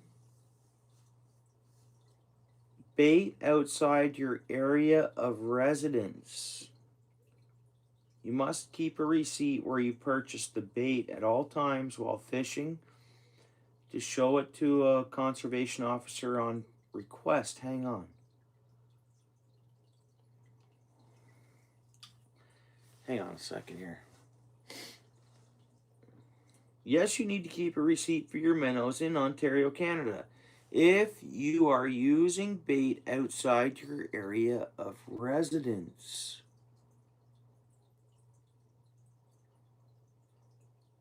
If you are trying to, what's the fine line with that? I don't get it. Area of your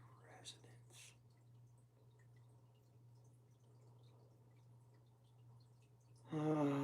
Commercial license on quantity of bait fish or leeches obtained. This regulation in place is to help protect waters from harmful invasive species and fish disease. I don't get it. If you're off your own property?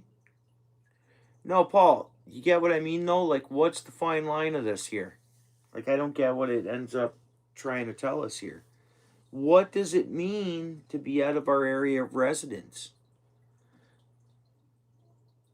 When not in my zone?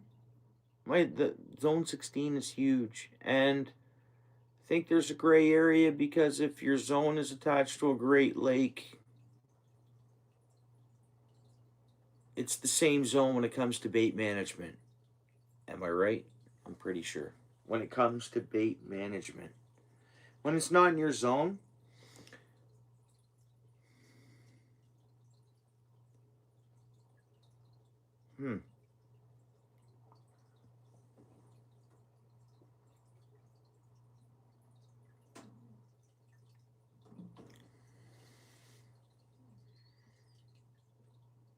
Yeah. Can't use the minnows you catch there here. We're in a different zone. If we're in the same zone, I think we could. But that doesn't really tell us much. I just searched, do we need to keep a receipt for minnows in Ontario, Canada? And it is tagged to www.ontario.ca or whatever. Bait regulations. Okay.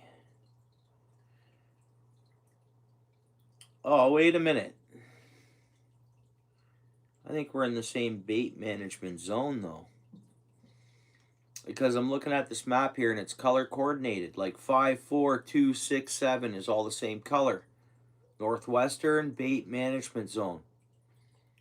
our color, we're 16, 17, and 18, and for some reason, the Great Lakes aren't lit up.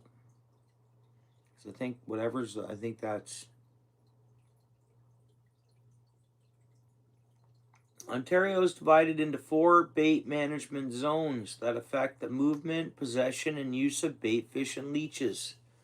Bait management boundaries are generally based on fishing management zone boundaries. The Great Lakes and Ottawa River, as well as portions of the far north hatched, are... what the heck?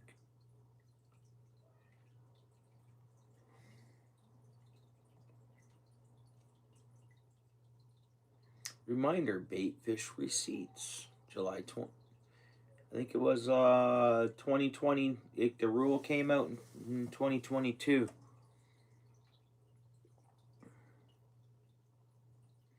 You can't legally keep minnows after 2 weeks past the bill's due date upon invoice.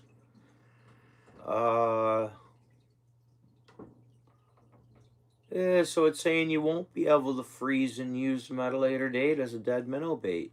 You know that? That's what it says here, and that's a clip out of the Ontario out of doors community.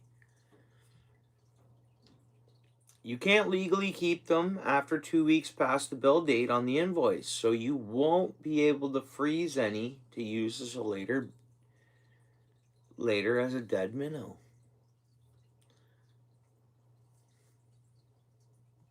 That's what it says here. I don't get that, but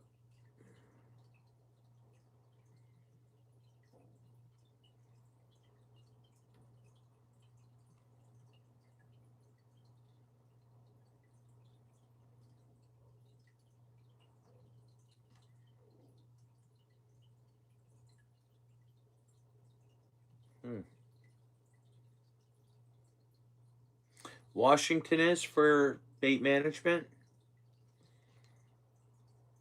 We're only allowed to use a couple species, and they're pretty. I mean,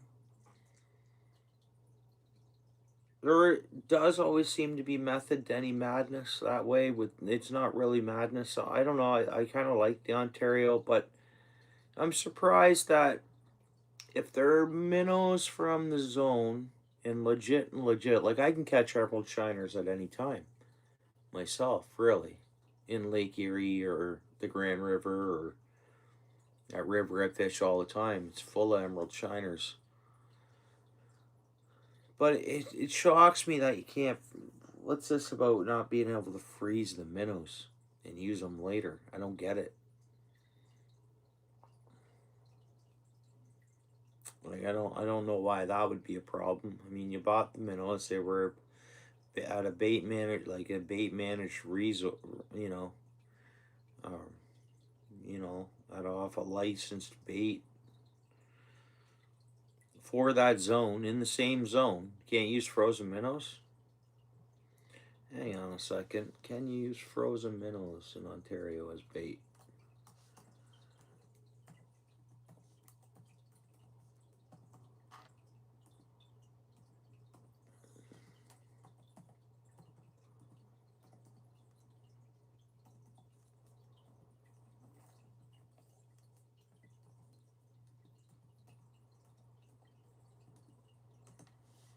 Lazy typing. Yes, you can use frozen minnows as bait in Ontario, it says right away. Frozen or salted minnows are allowed to be brought into Ontario, and anglers can use them for fishing. However, it is important to note that live or dead bait fish and leeches cannot be transported across land or water within the province's bait management zones. So, and that's www.ontario.ca from that website, like one of their... So, right there's two things contradicting itself, kind of, online. But this one here, I believe, sure I can. Why couldn't I? As long as it's from that bait management zone, which it is. An emerald shiner, if I'm in zone 16, anybody looks at a bait fish, that's an emerald shiner, frozen emerald shiner, dead. Yeah, way too confusing a little bit. A little bit. I think it's just...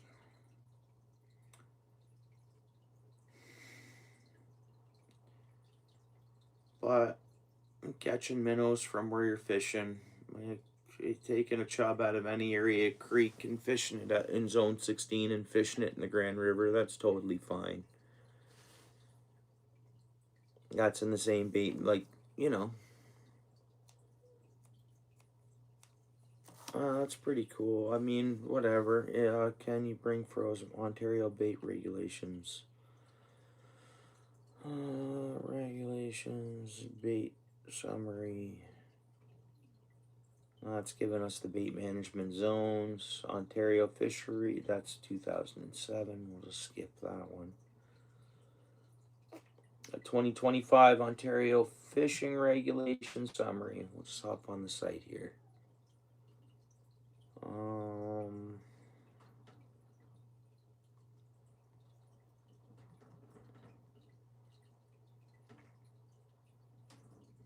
Oh, it's the book. This is the book. I just opened up the actual whole book.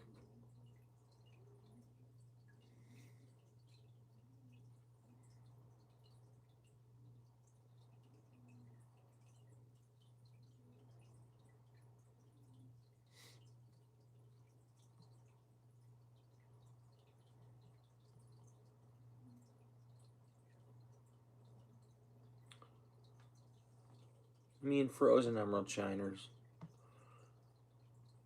in zone 16, which Lake Simcoe's in zone 16. It's so big. It runs from Windsor all the way to just above Lake Simcoe before Muskoka.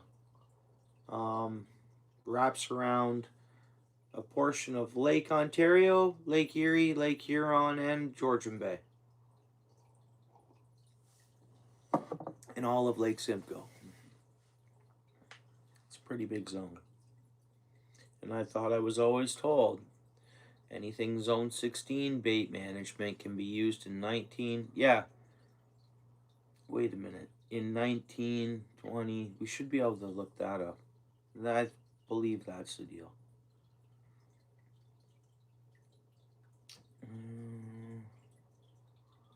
Fishing licenses, la la la. Like, again, it's the whole book here. Here's the prices. Non-Canadian and non-Canadian residents outdoors card, $8.57. So that's anybody from visiting. Ontario residents, 3-year sport and fishing license, $79.71. But every 3 years you need a new card too, so it ends up being $80 or whatever it is.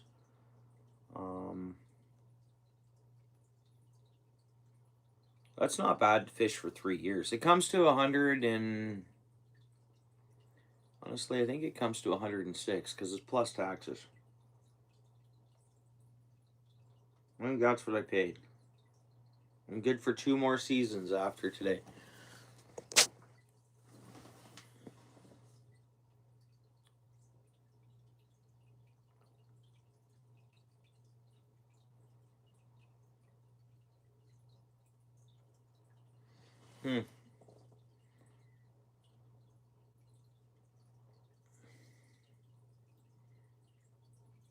Yeah, so I think zone 16 baits, or if your zone connects to a Great Lake, you can use that same bait on that Great Lake too. I don't know that actually, but I thought that's what I was told a bunch of times. But where was that? Fishing regulations, Ontario bait regulations. Oh, I thought I saved the link up here from earlier too that I wanted to. Oh, I should be able to find it easy. We go. What I did is I typed in fishing news because that's what I'll do. I'll type in fishing news Ontario and then just stuff pops up on Google, right? Okay, come on now.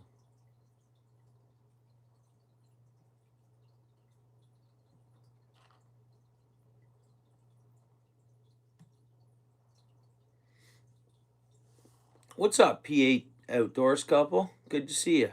Long time no see. Cheers. Congratulations on being married and whatnot. I see you're fairly active on IG. I get lots of notifications. And I'm not on IG, guys. Heads up, I'm not on IG. But I get to see PA Outdoors couples IG.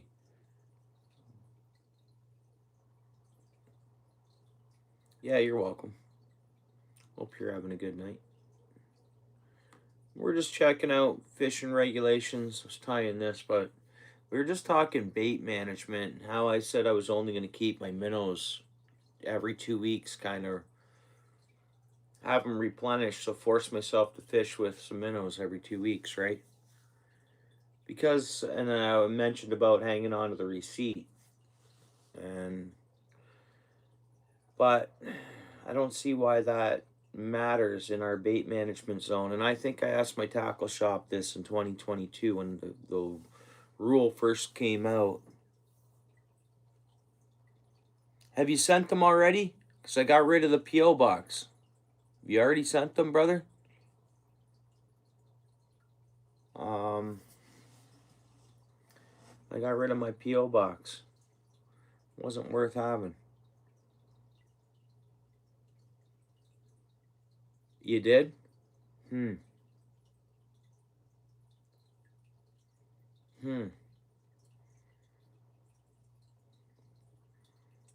Well, when'd you send them? Yeah, you'd get them back. Yeah. That's okay, Josie. Yeah, no, that's all good.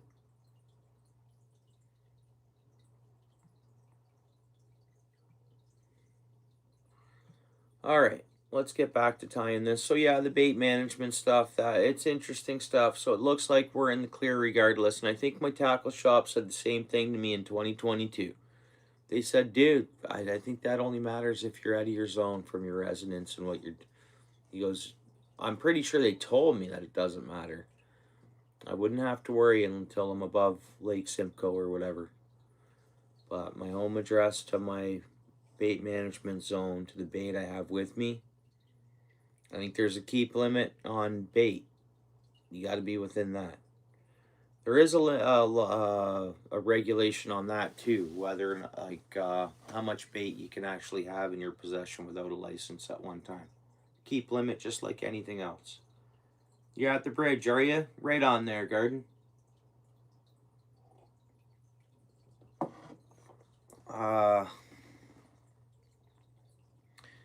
Yeah. So let's keep this going here. Let's finish this up.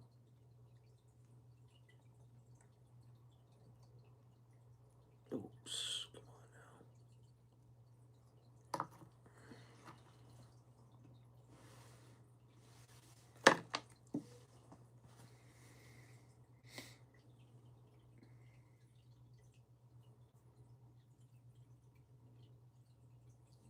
now. Nice.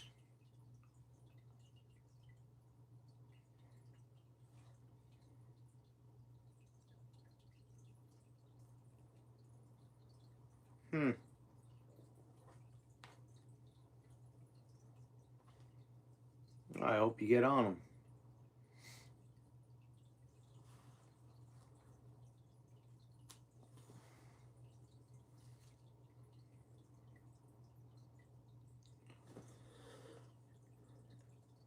There you go.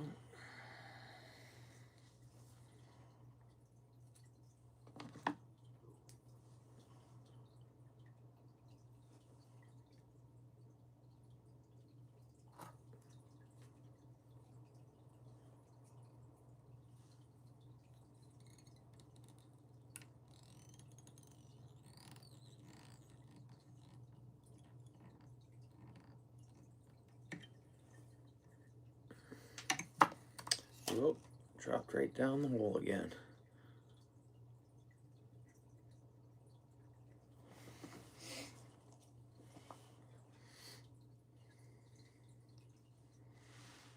Park Narc in the house. What's up, dude?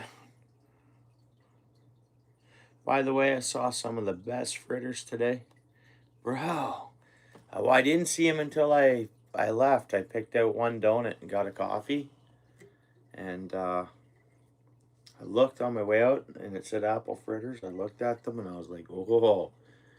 Those Krispy Kreme donut apple fritters, they look good. They do. Very much so.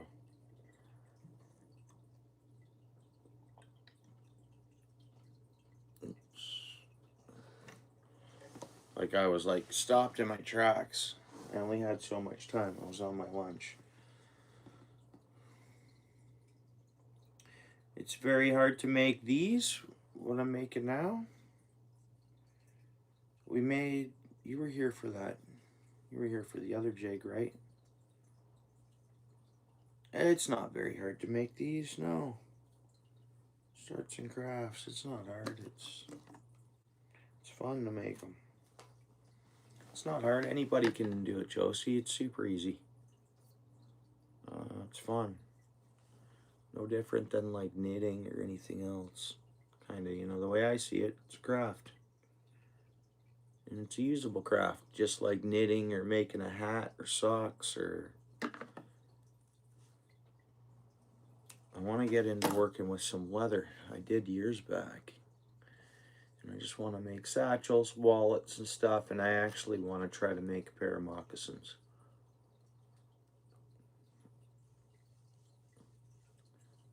And I'd imagine there's some leather kits, leather working kits you can probably get to get up and running and then go from there.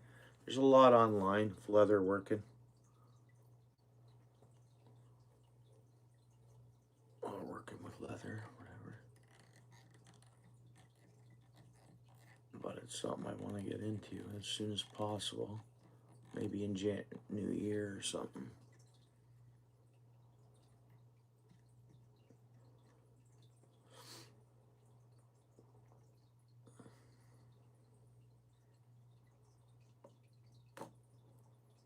Oh, yeah, the black and yellow stuff. Yeah, you can't find it, so you make it yourself. Right on. Yeah. Tandy leather? Paul's way? I'm not too sure, bro.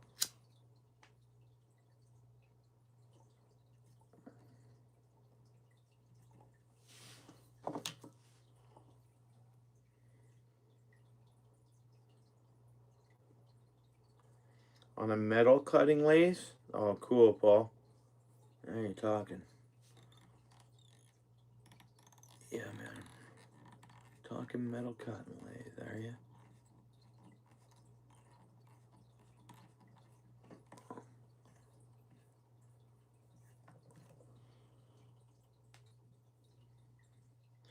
And we don't want to overdress the spinners. We talked about that the other night.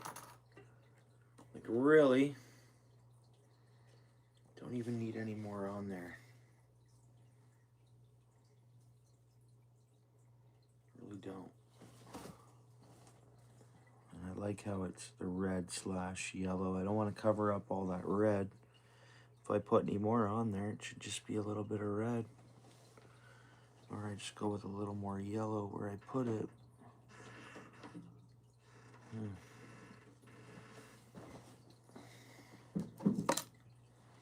The more you try to put on at once, the harder it's to work with. And as you get doing it after, because I only tie and play with this stuff this season, like this time of year. What's up, Lorraine? Looks like a flame. That's pretty cool. Yeah. Right on. Oops. Oh, thanks for coming in. It does look like a flame. I'm not trying to have it look like a flame. We're trying to just use a little bit of black and the red and the yellow because it's going to go with one of these. We're going to put one of those on there. I just wanted to add a little bit of black. So I started off with the black feathers. We don't want to overdress this. I almost think we're fine, just like that. I do. We're gonna put it on there. Yeah. Don't think we want any more.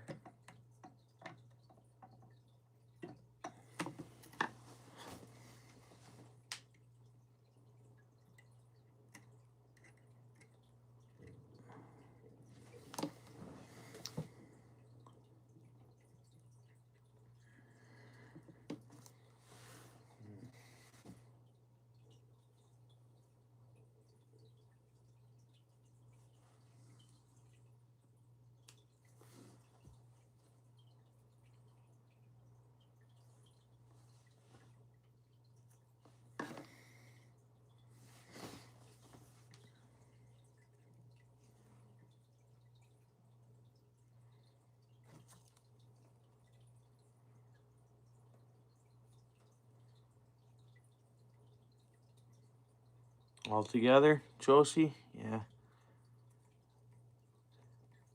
Yeah, everybody that sees them in person, they like them. I got a few folks. I gave got one made for my buddy. I gave it to him yesterday. He's gonna use it on Sunday. We'll see if he catches any fish on it. I'm gonna use one tomorrow or Sunday. We'll see if I can get a fish to hit it.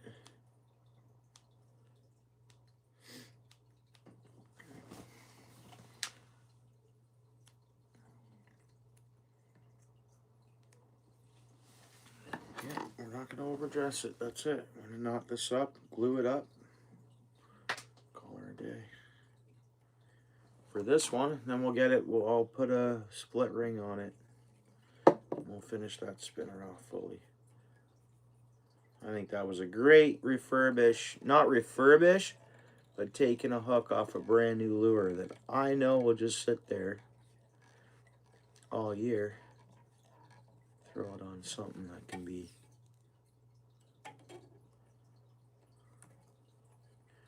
without putting a couple bucks out. Whoops, come on, baby.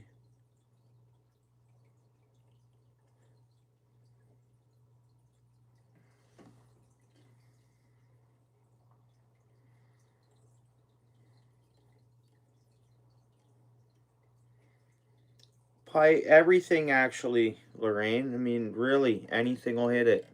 Except, like, even a catfish will, like a channel cat that's going past it, but, like, anything. Pike, bass, walleye, you name it, trouts, any of the trouts, almost any meat-eating freshwater species. Well, and saltwater species, but just for around here, lots of all different fish. Oh, tighten up, baby.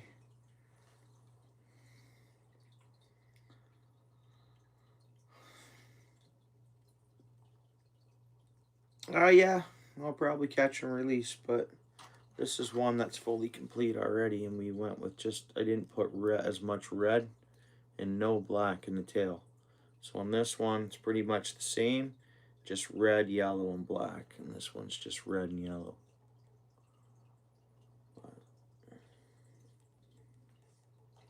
And then the other one I finished up, like I said, I already got one to my friend.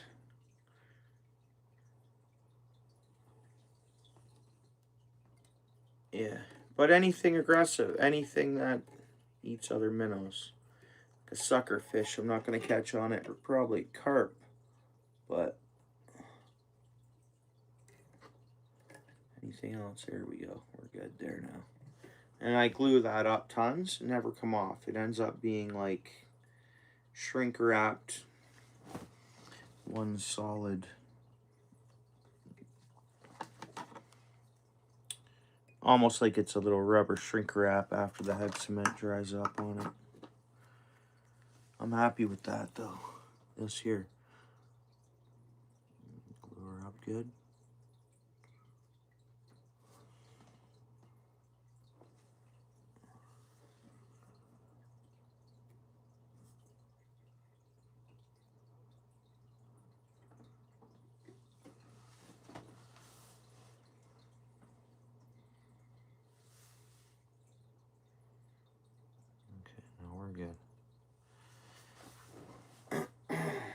Pretty neat. It's almost like a black eye too. Like it's got, so the ball of eye got the black lateral line that runs down through the middle of it, and then with the red, the yellow, and the way it's pieced in together, it's like layered. It's not like layered. Yeah, trout wouldn't resist. No, no. They'd hammer it.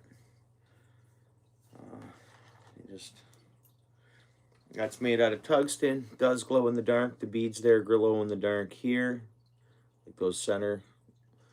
This looks like kind of like 3 eggs stuck to it. Got the red contrasted through. It's fairly weight balanced. I don't know exactly what it weighs, but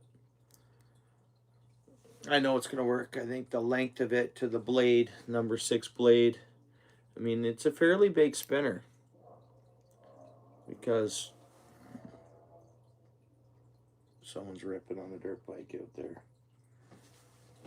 Just put it this way. Here's a number 3 blade, which is a French blade. I know it's quite long, but this is a 6 and this is a 3. It's a fairly big one. Like I use 3s all the time, like a lot. That's a 3 blade. And then, oh, pretty cool.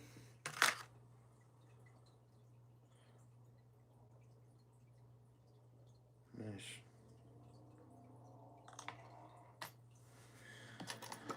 All right, let's get out a split ring here for this. Yeah. Yeah. How would you? And I could make this bait cheaper if I wouldn't go tungsten and I went brass or something instead, but the tungsten, no way, man.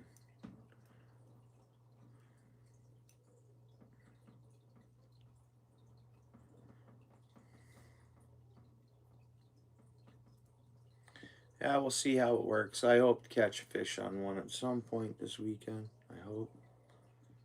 If I get it anywhere near a pike will hit it. That's what I think. I mean, it glows in the dark pretty good. Look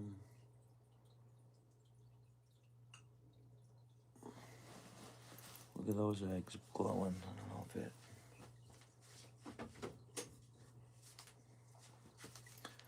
Look at that glow. It'd be cool if I can get some glow blades and some other stuff. But look at how much the 3 eggs light up. So, and the spinner will go around those eggs right as it spins. So it'll break up that, it'll almost be like a glow flash as the spinner breaks the light around it at the same time, right? And it'll just, I don't know. We'd have to be a fish to see what fish sees, I guess, right? But it's, I don't know. We'll find out. I think it's going to be like perfectly weight ratioed. If anything, I got to take 1 tungsten off there just to lighten it up a bit. But I don't think so, because we'll find out. It'll work regardless, I think.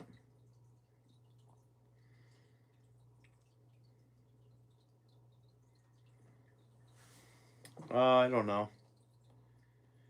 You never know. Spray her with some mains or some garlic scent or something just to get the. No, I think that's a pretty good job. Pretty good looking spinner, I think. Say think like a fish. Yeah, your husband was right, because that's what I try to do.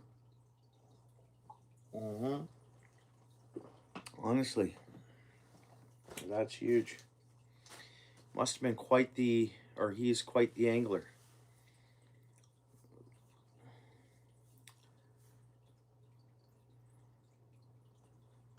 Sounds like that's an outdoors, true outdoors to heart saying right there. Yeah. All right, I'm gonna put a tiny more spot of glue on this. I like to really glue them up. And then they, like I say, they end up being like a plastic wrap or heat shrinked.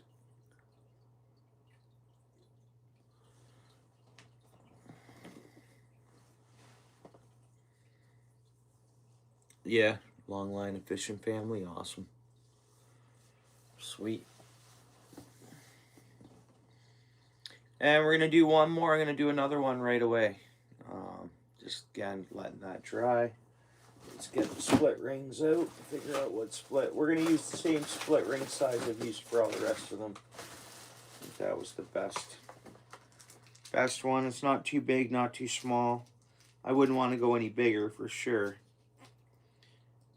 And any smaller, I don't think I'd want to go neither, because the smaller your split ringer is, when we have that size of, that's pretty thick hook. Like that's a pretty good. The smaller the split ring can mean the less your bait can, that hook can kind of move around. So if a fish, I've always thought inline is the best. It's going to be inline. You're dragging it behind. It's going to be inline regardless. But that size of split ring, I think it can move around a little more as a fish hits it or swoops at it. Boom, hooked. Like they're going to get either or, it'd probably be fine, but I think that's a perfect size split ring for it. Smaller the split ring is, the less it kind of would move around. All right.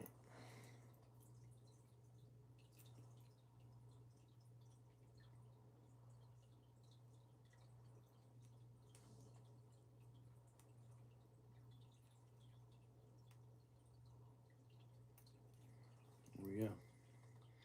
And working with that split ring, it's so easy. I don't need the split ring tool. And just, you know what? One size smaller would be okay. Is that the size I've been going with? Yeah, it looks like it. It just looks bigger without the hook on it, I guess. Alright, I'm going to go ahead and get it. Yeah, it's still pretty wet. I need to get UV. I don't know if there a UV light would speeden up the drying of this glue. Head cement. I mean, it's UV light, so it's sunlight, right? Sunlight helps dry things regardless. So I need to get a UV light. How many jigs am I making? Making one more. We're tying dressed spinners blades or trebles. I gotta stock these as well. I want to just. I'm gonna make a lot more spinners this year, I think. I'm addicted to making spinners. I gotta get some more blades and stuff. I was thinking earlier, like, whether I had some blades kicking around, because there is another idea of a spinner I want to make. And I have everything but the blade I want to use.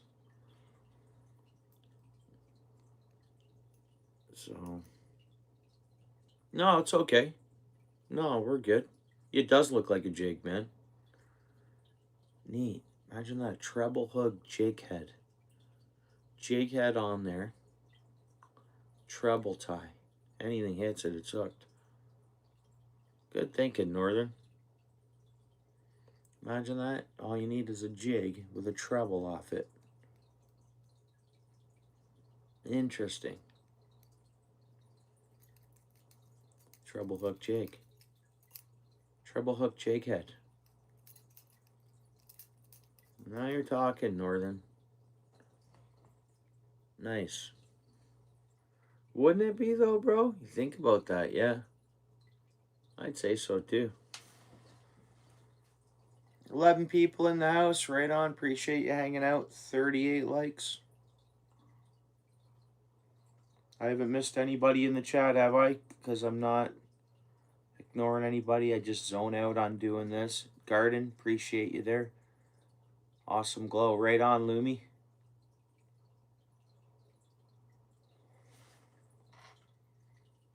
I don't think I have much. Talking those Krispy Kreme donuts, I'm actually getting a little hungry for like something sweet. I don't have anything but ketchup, potato chips. And that's all I got.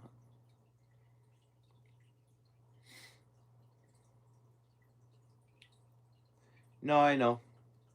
Sometimes I can miss a comment.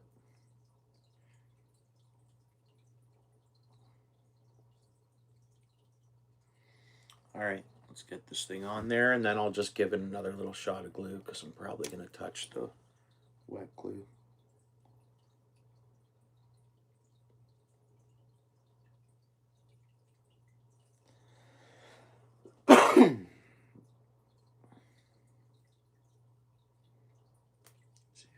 It's a pretty thick hook.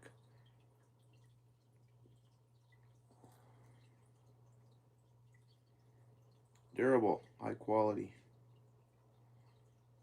I refurbished them off of these trebles off of baits I'm not going to use that I bought brand new years back. Again, if I could fish 2 rods at once,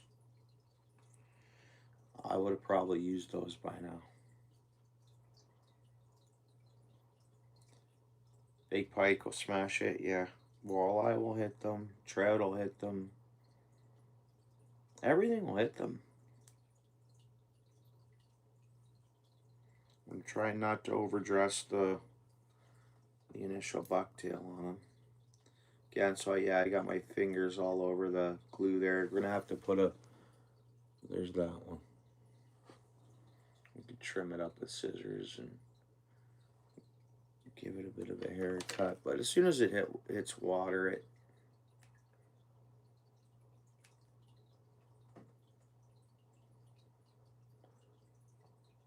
I think we leave it al natural. Nice tie. Nice one. There we go. 5 diamonds. Nice. We got the red, yellow, and black on that dress. I don't know whether that's more ideal than not there, but and that's one size larger of a hook. Again, it's ones I had around.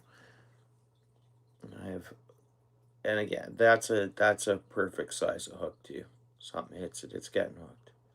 But you see that bucktail's a little more poofier. It's got a larger hook I was working with there. Larger in length, just different style or just different brand of hooks. I don't know, that yellow one might be better. I think I better put a little more stronger yellow on the next one. Because, I mean, that one I think is just, it pops, right? The yellow really pops. But the fish might like this one better. You never know. As crazy as that sounds, they might like this one a little better the one day, and then the next day like this one a little better, depending. It's whatever, but yeah, the darker one, it's not as... Again, I didn't overdress that. I guess we could have gone a little healthier with the bucktail. That's all right. That's no big deal. Still a classic good lure. But that one, just like I say, I think that catches your eye. And I made the one, my buddies got one just like this. They were so pretty close between the custom. I guess not one's the same when it comes to the bucktail part of it. See that darker, again, it looks like it's trailing a leech. I don't know. That little black and the lateral line, it's crazy. We'd have to be a fish to see what they see. The shade and how it looks under the water. Well, this one might catch more fish, even though for us anglers, this one's like, that one's going to catch more fish. Look at it. It's beautiful. Doesn't mean anything. That lateral line in different shade. A little bit of black tied in the bottom of that. That could be for the fish, the deal sealer. But for the angler. I think that one just pops more. Which one?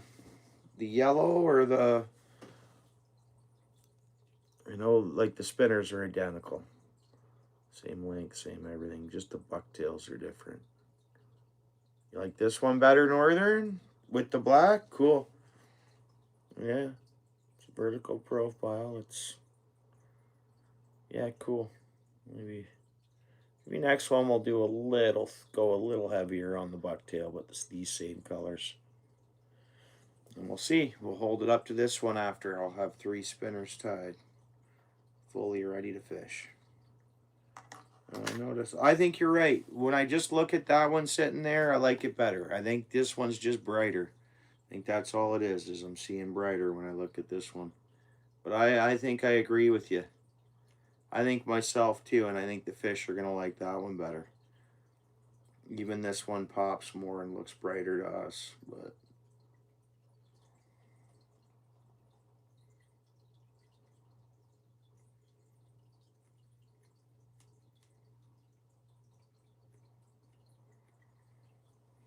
Awesome.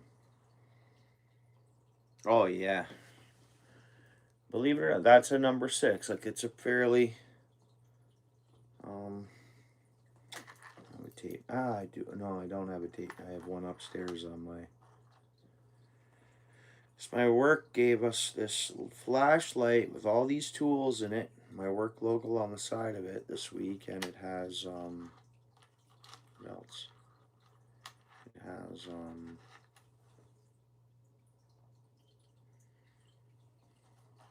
something we need to use right now. Sweet. Yeah. Yeah, I think the black, red, and the yellow more is...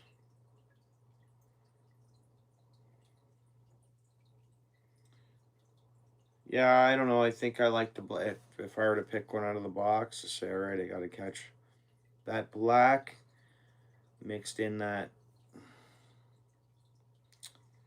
I'd go with the one you said as well, honestly. But I know some people would like the yellow one better because it just pops more to the human eye, kind of. Yeah, pretty much. It's pretty much. It's the 5 of diamonds. It's the same brand.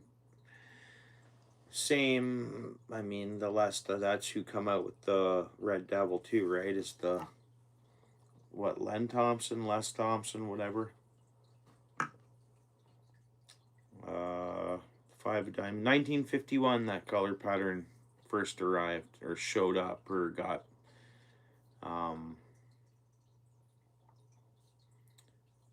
that's 75 years come 2026, right?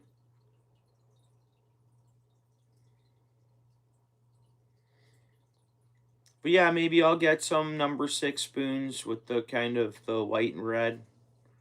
I'll do some white and red. Yeah. Gotta get some more spoons. Or not spoons, blades. I have blades. I have a lot of these. I think I have a bunch more of these blades. The 5 of diamond ones, but I want to get some other ones. Bought these already painted. I've had them for a few years sitting around because I've been always wanting to make baits. I forget when I bought them, but I've had them for a long time. Same thing as the wire. I just bought more. But these and the blades, I was buying stuff and the clasps. Own them forever now too. I only made 1 spinner last year, 2 spinners last year.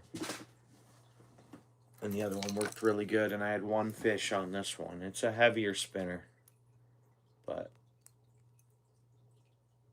and I might rip this one apart and remake it eventually, but I have a lot of these left. I just have more beads on order. I have beads, but not the gold ones, the gold tungstens, and I don't want to change that. I think that's the go-to. I think the gold the gold tungstens, and everything kind of just makes this lure. So I don't want to throw different color of tungstens on there or nothing. I just want to wait for more tungstens to come in and make a bunch more.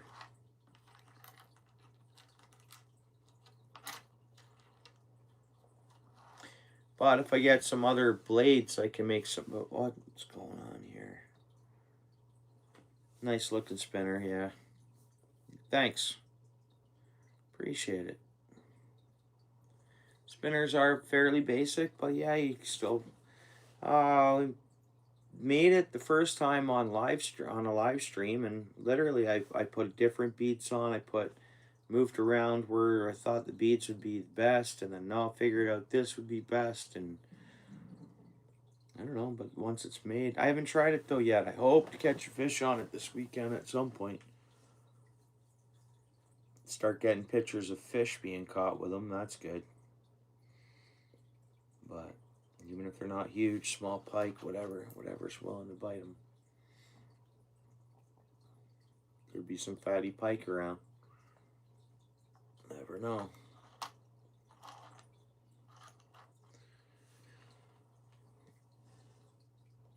Yeah, it catches them all. You catch a sheephead on a spinner, you know?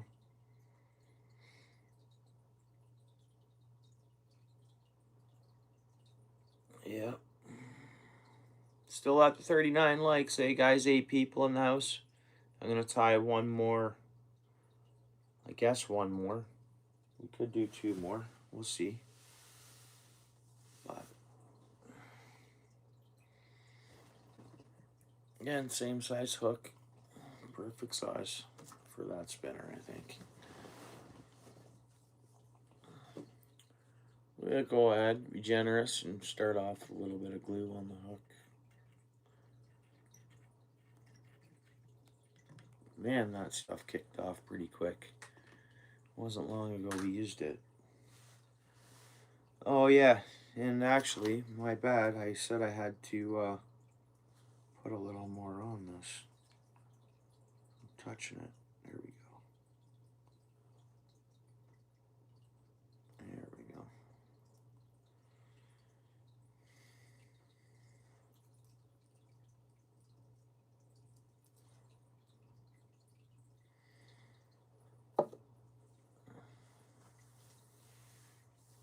Oh yeah.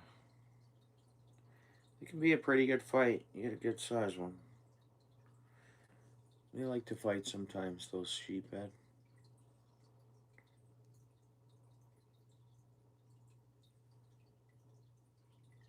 Alright, that should do.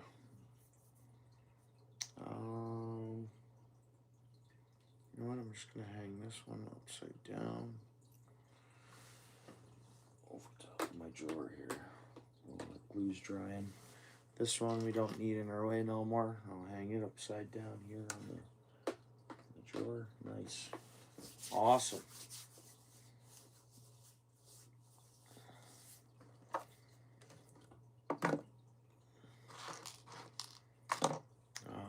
Got that glue working, right?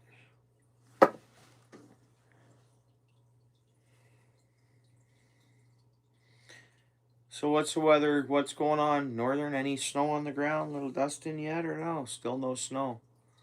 What are we into here? Man, it's getting later and later, but I know you should have ice earlier than you did last year. Even. I hope so. For everybody that wants to get out, right?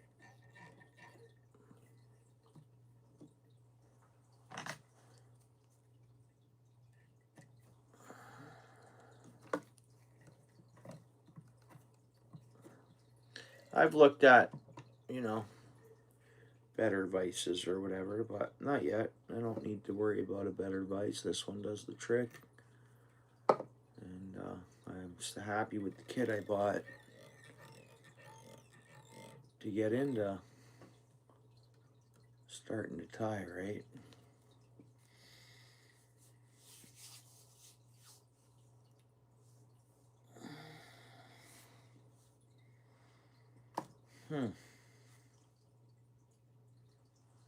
How long have I been live?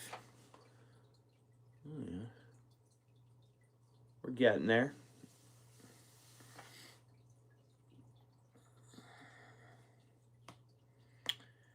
Alright, so, yeah, you know what? I'll probably just tie one more. That's what I like to do. I like to sit down, tie a couple things.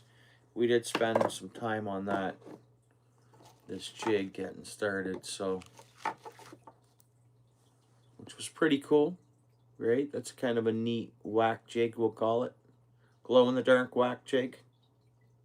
That's what that is, man. What do you think, Northern? Think the fish would hit that? Bouncing up off the bottom. Tip it with a minnow or something.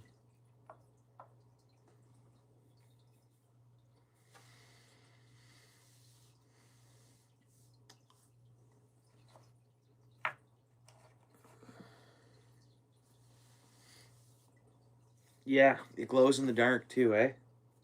Pardon me, guys. Let me go blow my nose real quick. Sure you guys don't mind that, eh? And if anyone leaves while I'm gone, I'm just going to be gone for 2 seconds. You love the glow jigs? Yeah. I should turn the lights off and let you see it. Because you weren't here, right? You weren't here to see it, I don't think. You haven't seen this thing glowing, right? Do it. Right on, Paul. We'll charge her up. Quick second here. Make sure we get some good charge, UV charge on it. Oh, here. When I hold on to the jig head, my hands are covering the jig head to charge up too, because the jig is supposed to be glow in the dark too, the actual jig head.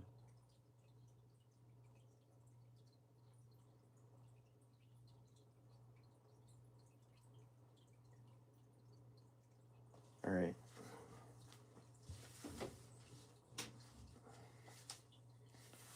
There should be. Now that jig isn't really glowing as much as we'd like it to, but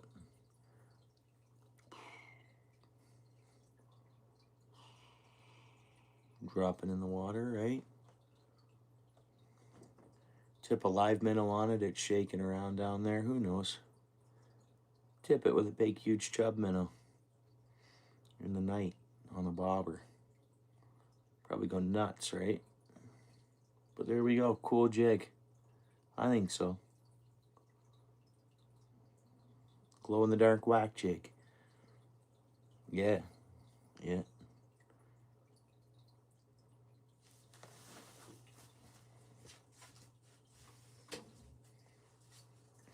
Yeah, and then that's how it looks. Not glowing. I think it's, again, the jig head. If it was, the jig head was a better glower, oh man, how much more. Maybe it's good the jig head's not glowing tons. Who knows, right?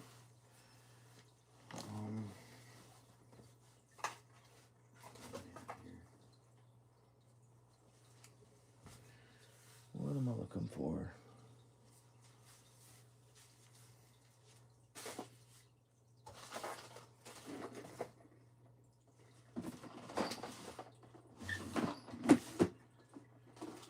Alright, give me 2 seconds, guys. I'm gonna go blow my nose and we're gonna tie this up real quick. If anybody leaves while I'm gone, thanks for hanging out, eh? I'm just gonna be gone for a second.